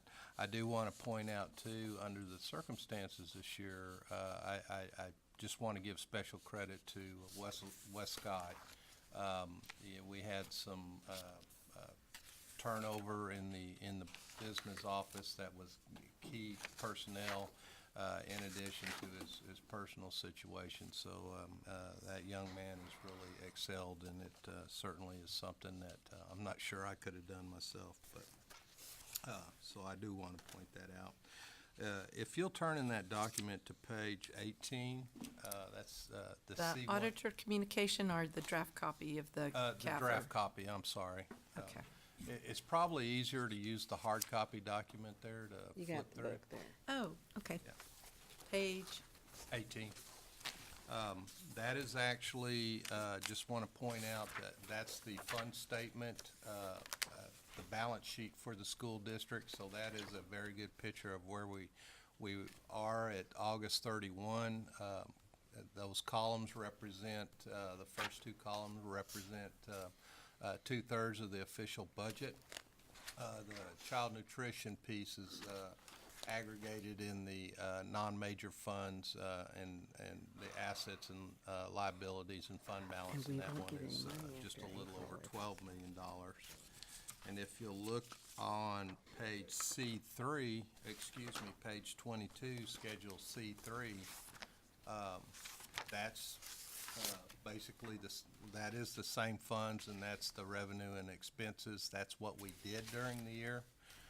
That particular schedule will actually be published in the Express News here in a few days. That's one of the requirements. So those are two real good schedules to give a snapshot and the financial condition as it's reported in the audit. So at this time, the administration would recommend approval of the comprehensive financial report as presented. And if there's any questions that need to be asked of the auditor, he's certainly available. all right, thank you. Mr. Lopez, as Finance Committee Chair, did you have anything that you wanted to? Yes. Just a little comment real quick. You know, this did come to the Finance Committee today, and we did have a chance to sit down, and it was presented by Adam and Victor, who, by the way, did a great job on the, thank you, Adam, very much. And I don't see Victor. Did he? Y'all. Good, good. Okay, And so you got the lost. right. Okay. You know, at the end of the day, what we're looking at here is the financial stability of the district. And, you know, as David mentioned before, it's an unmodified, report. You know, to really look at it, is the financial condition of this district is really good. It's stable. We're not going to, you know, if we have to look at it, you know, we're doing very well, you know, despite the future funding. You know, we have to look at for future funding, we're doing good from the state. But overall, I recommend that we approve the report as presented by David Rastellini. Second. It's been moved and seconded that we approve the report, the comprehensive CAFR, I'm annual, sorry. the CAFR? CAFR? CAFR as presented. Are there any questions or comments? Seeing none, all those in favor, please signify by saying aye. Aye. All those opposed? The ayes have it. Motion carries. Thank you very much. Thank you, I'm Ms. sorry you had to wait for so long. We normally don't go this long. But thank you. Thanks, Adam, for staying with us. Just a couple of comments now that we're through that. I want to reiterate about something that Mr. Lopez said. In spite of the state's financial situation being such a mess, the financial picture in Northside is, while not everything we would want it to be for forever into the future, it's a very healthy condition. We're in a position to be able to try some things like we discussed tonight. And not lose sleep at night doing it. So it's a very positive situation. So thanks to this board and thanks to David and his staff for that. Might I make a comment? Yes, ma'am. Interestingly enough, the Boy Scouts that were here, when we had the break out there, one of them came up to me and said he had been told to ask a board member about how his school was doing financially and were there any problems? And I said, no, they're not. So I can't explain this whole thing to him in 2 minutes. But I sent him over to David and said, He wants to know what he can do to help our financial situation. So hopefully you will find something for the young man to do. Oh, we'll put him to work. Thank you. Start voting. All right. So the next item of business on the agenda is the request for maximum class size waivers. Yes, ma'am, Ms. Chumley, we asked tonight for approval of 22 class size waivers. This should be the second to last request. Usually February is the last month when we have to request.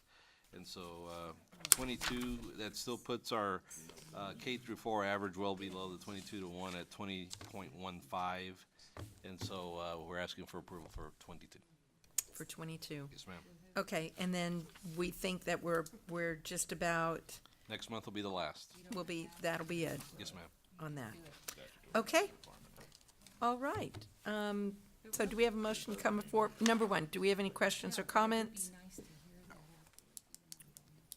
Seeing none, is there a motion to come before the board? I move approval. It's been moved and seconded that we approve the request for maximum class size waivers. All those in favor, please signify by saying aye. Aye. All those opposed, ayes have it, motion carries. Next item of business on the agenda is, I actually have a couple of them. So, we needed to let Mrs. McGee know, so they will be making the decision, or they will be announcing that Dr. Woods is the National Superintendent of the Year on February 14th in Los Angeles. On Valentine's Day? Yes. Oh, in the back. It's, That's not what the comment I would have made. you know, There's mischaracterization in that. I'm thinking positive. We know that we will be hearing that you have been selected National Superintendent of the Year in Los Angeles on February 14th. And so I was planning on going as board president for support, since they will be announcing that and he will be presented. But I wanted to see if there were any other trustees that wanted to attend. So the cost for the AASA is almost $1,000. And if we are just going for the presentation on that Thursday, we do not have to pay enrollment. My recommendation is that we don't attend the conference, but that we go, trustees that would like to attend that Thursday, that we plan on doing that.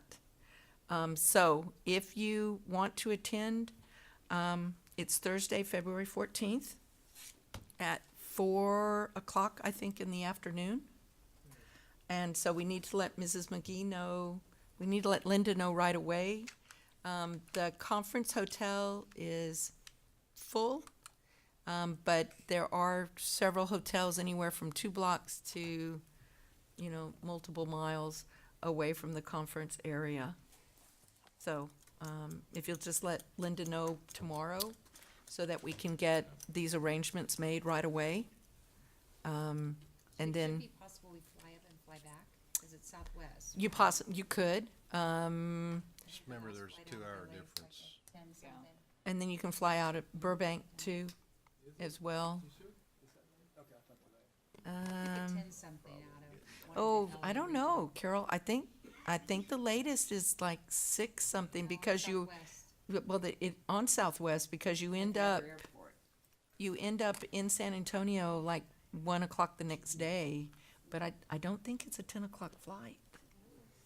Was it, what, is it? Okay. Anyway, Yeah. there's a late one. So, bottom line, we need to let Linda know tomorrow if we are going to attend on that, so that we can get the room reservations if you're going to spend the night, or if you intend to fly up in the morning and fly back that evening. We do have dinner reservations Thursday night for if we have trustees that are coming and staying. Well, As well, so. can we find out if it's going to be live streamed from someplace? Or can we do that? Or Facebook Live, or one of y'all who are going? Just think about it. Can we find out? Watching party here. I mean, I can email the lady that. Okay, Just curious. okay. Then the next item of business on the agenda is board operating procedures. I asked Dr. Woods if we would have that on, oh, Ms. Freeman, I'm sorry. No, I'm done. You're done? Okay. I'd asked Dr. Woods to put this on the agenda just for several reasons. There's a couple of things that, just reminders. So if we all go 3 minutes on board report, that puts us at 21 minutes. We tend to go over 3 minutes. So I was one. Well, what I wanted to ask is, in our board retreat, we had talked about using the 3 minutes for, say, our top 3 things, but then being able to give notes to Linda to put into board talk for other recognitions or acknowledgements. I did work with Dr. Woods, and board talk does not have to represent everything said within the board meeting. So we can have that section under the board reports that acknowledges, anything that is past our 3 minutes, our 3-minute conversation. So I just wanted to have trustees, we don't have to decide on that, but in our board operating procedures, I think I don't know if we put that in there on board operating, I can't remember. No, we don't. We don't. It was just discussion. So, I think that we need to think about that. And that, again, we don't have to make decisions on anything this evening, but that is something I think that we need to be aware of. And I do it as well as anyone else, is we tend to go over 3 minutes apiece variables, which then puts us 30, 35 minutes. I've been tracking it over the last few meetings, 30, 35 minutes before we even start into board business on it.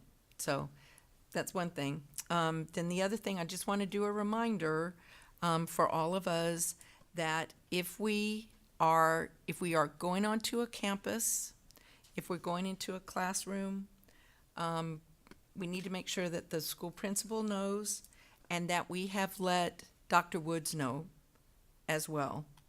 And that's just email, a text, a call, Ms. McGee, and just say, hey, just a heads up, I'm going to be on such and such a campus today. And the reason for that is just so that he is not blindsided if he gets a call or is told, oh, we had, and not in a negative manner, but just so that he is aware that we are on campuses on that. And that's, again, just hey, Linda, I'm going to be on this campus today. I was invited for Carlos Kuhn, so they invited me, they called me. Do I then still need to let Linda know? Or is that the principal's responsibility? No, and on those, That one was just an invitation to come in and be a part of that, but. Right, and on those, Gerald, they already knew about that because that's that's board appreciation. Oh, okay. But this is more if we're attending an event on a campus, just so that he's aware of it. Now, even as, let's say, so my son has. Oh, no, not as a parent. So then I could be a parent, I don't have to. Yeah, no, okay. Gerald, not as a Okay, parent. okay, No, okay. just if we're attending, something, just so that he's aware Okay. of that, on that piece. Okay, so there's that. And then the other thing is I wanted to ask y'all's input, if you would be interested or supportive of us developing, I call it an SOP, but it's developing a portion of our board operating procedures that is specific to board president and board officers, particularly when we have four board presidents on that, 4 individuals that have served as board president on this board, that we, have just a section of that just talks about, what are the duties of a board officer, what is the duties of the board president, that piece. Just, I wanted to see if there was interest in it, if the board thought, because I thought that way for a new board president, then that could help with any of the challenges that the other board presidents had over the past, that we would have something in writing. Really interested in doing that should attend the TASB session for board presidents, because they outline what the things are that you're responsible for. I mean, we can share what we know, but that is a very good groundwork for that position. This is more, Katie, just, I think it's a better way of saying it, is best practices for Northside board presidents. I think that's a good idea. Ms. Freeman? So this is real interesting. I've had a conversation recently with a couple board members in other school districts about their board operating procedures. And there's some highly functioning school boards in the state of Texas, and I'm going to name a couple that I've looked at and people that I've talked to on their boards. One was Denton, and one was Louisville ISD, and looking at their board operating procedures. And I think, or I would like us to consider perhaps forming a small group of people, anybody that wants to talk about board operating procedures, and perhaps look at some of these board operating procedures from other highly functioning school boards. Specifically, there's categories of under communication, social media. I don't think we have anything in our board operating procedures that pertain to social media, even to the point of superintendent evaluation, how that's done. Not necessarily cover policy, but just in practice, how the board goes about the process or deciding on the process. Board officer elections. Now this board has taken the opportunity at various times that I remember, and we've been able to meet in executive session to talk not about who's going to be a board officer specifically, but about the qualifications of those considering that specific position. And those are in board operating procedures of some other school boards, and they put that in there routinely so that it's not, some board member doesn't have to say before board elections, let's try to do this. They just do it all the time. So I think there's some things that we could add perhaps to our board operating procedures if we looked at them. It would cover those things that you mentioned and maybe a little bit more than that. Okay. What's the feeling of the rest of the board? Is this something that, do we want to take another look at our board operating procedures and then add? I do think I personally think that there would be a benefit of best practices. Yeah. Okay. Can I also add something on Sure, that? You sure. know, and it was more of and I think it falls along the lines of communication, item 3. And I'm just going to read it here from, I think it's F.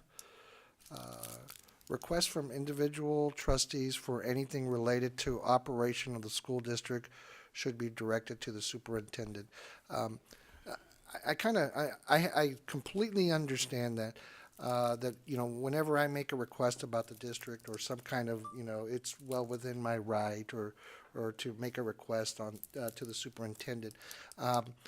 I would like to know, could we add something to that to kind of, I guess because we all tend to forget what we ask the superintendent, right? And then Brian gets busy, or I'm just saying, should something happen, right? Is there any way we could make that a document and more of a document that says, hey, look, I, Trustee Lopez, I'm asking that, Brian Woods look into XYZ as an example. I don't know what, I'm just using that as an example. And then, make it a formal document to where it's just something that it could be followed upon. Would that be something to consider in this area under Section F? Would that be something that we could look at? I'm trying to figure out what it is you're asking. Well, I guess like a because- policy change maybe, or a policy request, or to We review. technically have a thing like where it says future agenda items. Right. If you want something addressed, we used to have a statement that says 2 people have to request, because one person should not be able Agenda. to do it by themselves.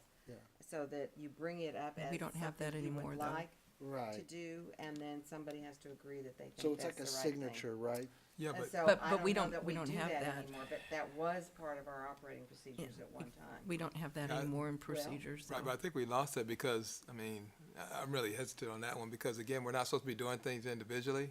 I know we may, That's but the problem. I'd hate to put that in writing because from a governor's sense, it should be the full board asking for things and everybody should know it shouldn't be an individual.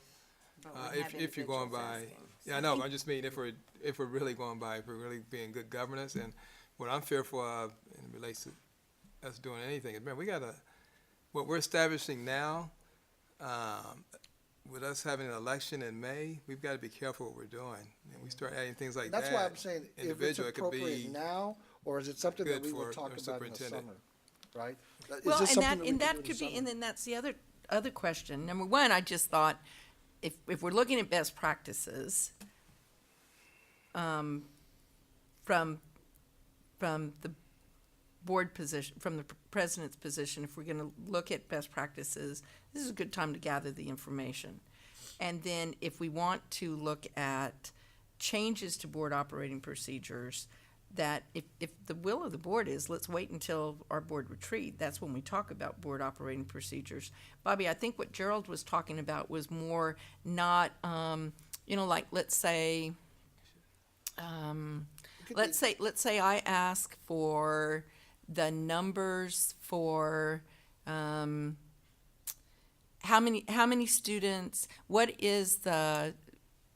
how many students at Excel come from X number of campuses?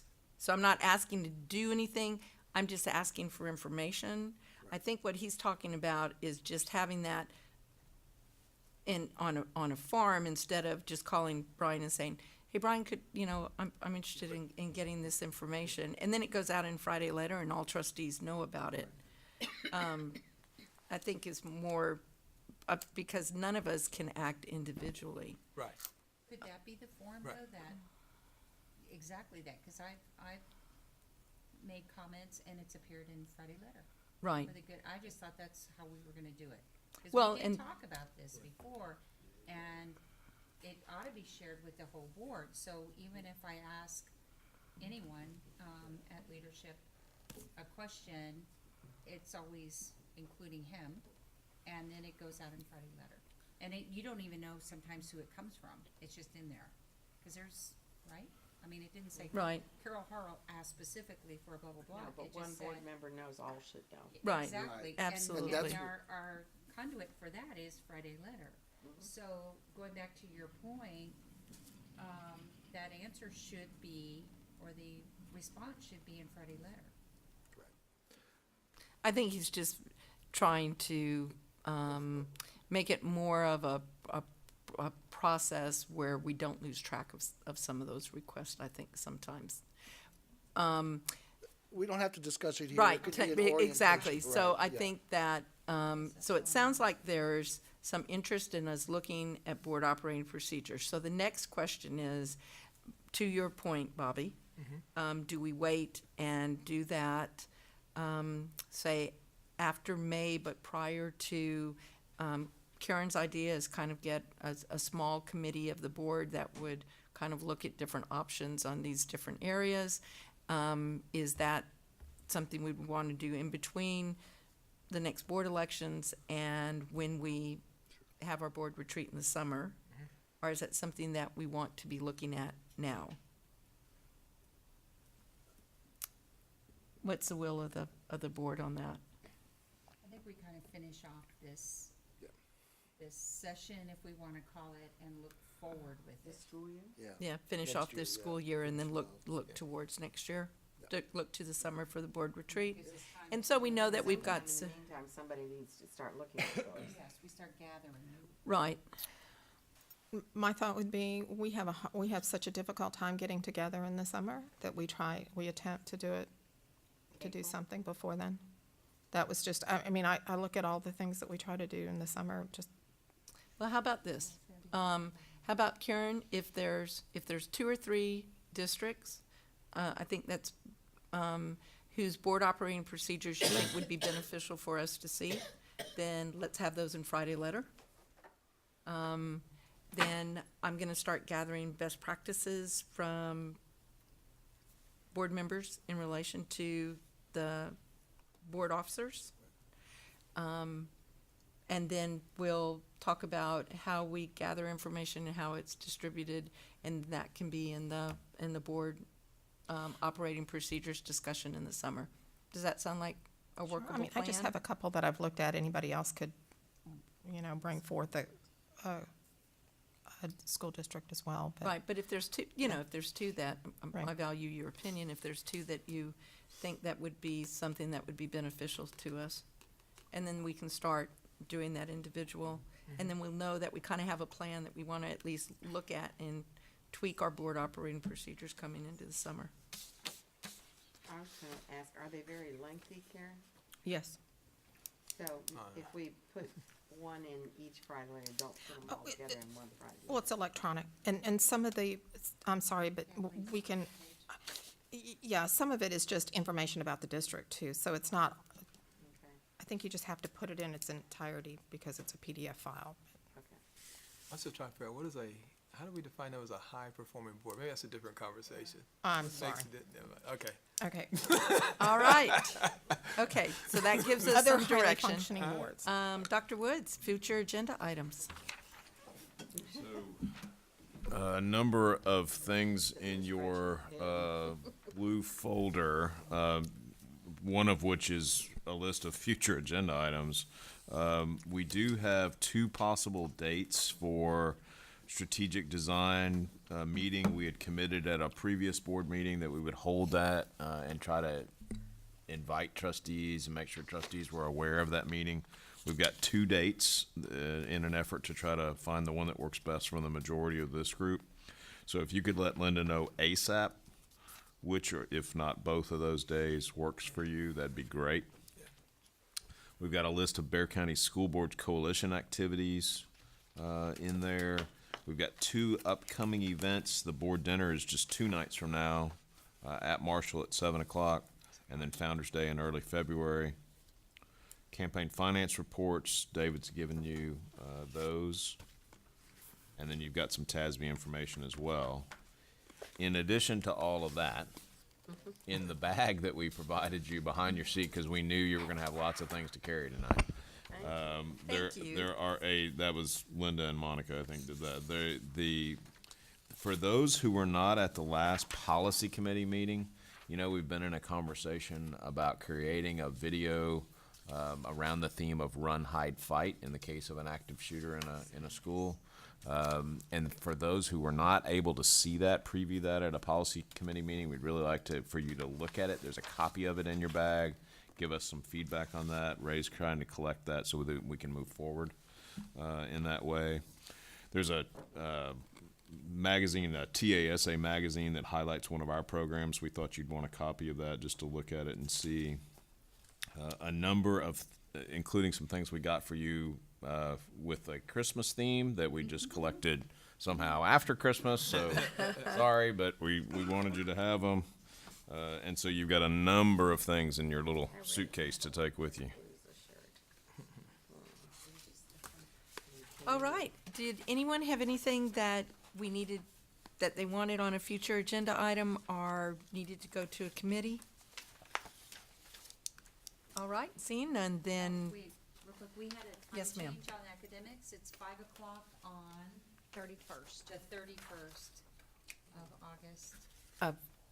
of January. I was gonna say, I'm not sure I'm ready to talk about August. Sorry, Carol, I'm sorry, what time is it changed to 5 o'clock? 5 o'clock, 5 o'clock. Academics? And so hopefully, Joseph, you can race over. We need you, the 31st.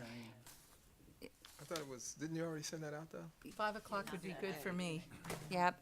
And then Tuesday, I have appointments with, I'm going blank, Senator Cornyn, Senator Cruz, and then Lloyd Doggett. So if you have anything other than, we have the. Oh, are you going Yes. on the DC trip to, SA to DC? No, this is the advocacy one, the school board advocacy. Oh, And that's so, right. yeah, That's right. so. And you've got a meeting with Senator Cruz? Yes, and Cornyn, and Doggett. That'll be a nice, I think, Cruise? a nice trio.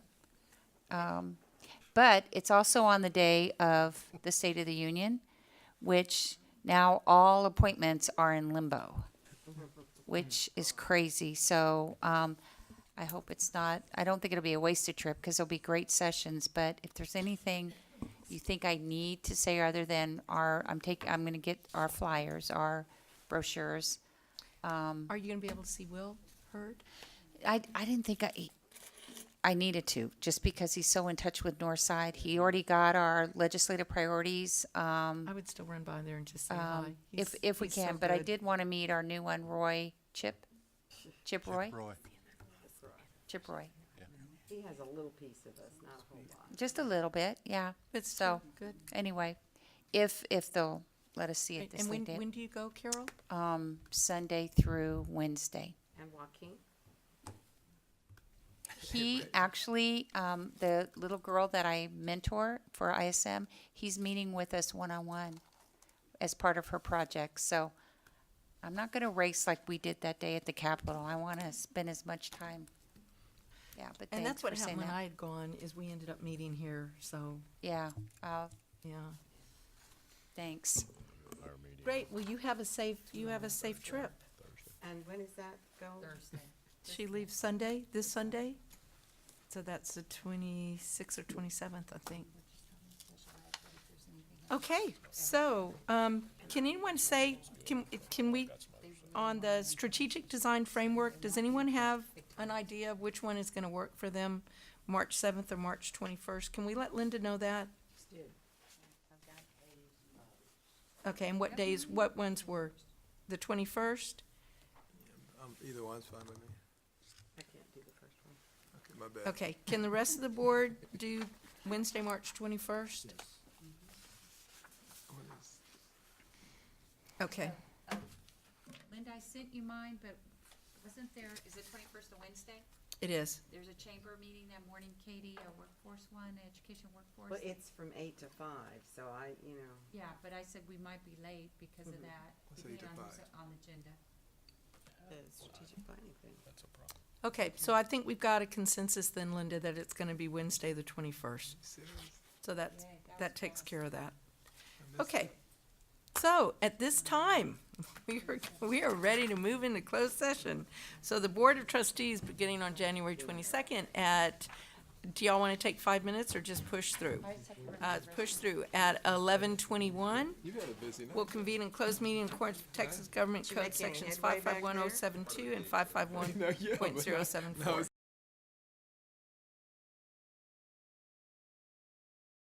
So, the Board of Trustees on January 22nd, beginning at 11:25, will convene an open meeting. Action will take place on the following items: appointment of administrators as presented in closed session. Is there a motion come before the board? I would move approval of the recommendations as presented. Second. It's been moved and seconded that we approve the administrative positions appointments as presented. All those in favor, please signify by saying aye. Aye. All those opposed, ayes have it, motion carries. There being no other business come for the board, we adjourn at 11:26.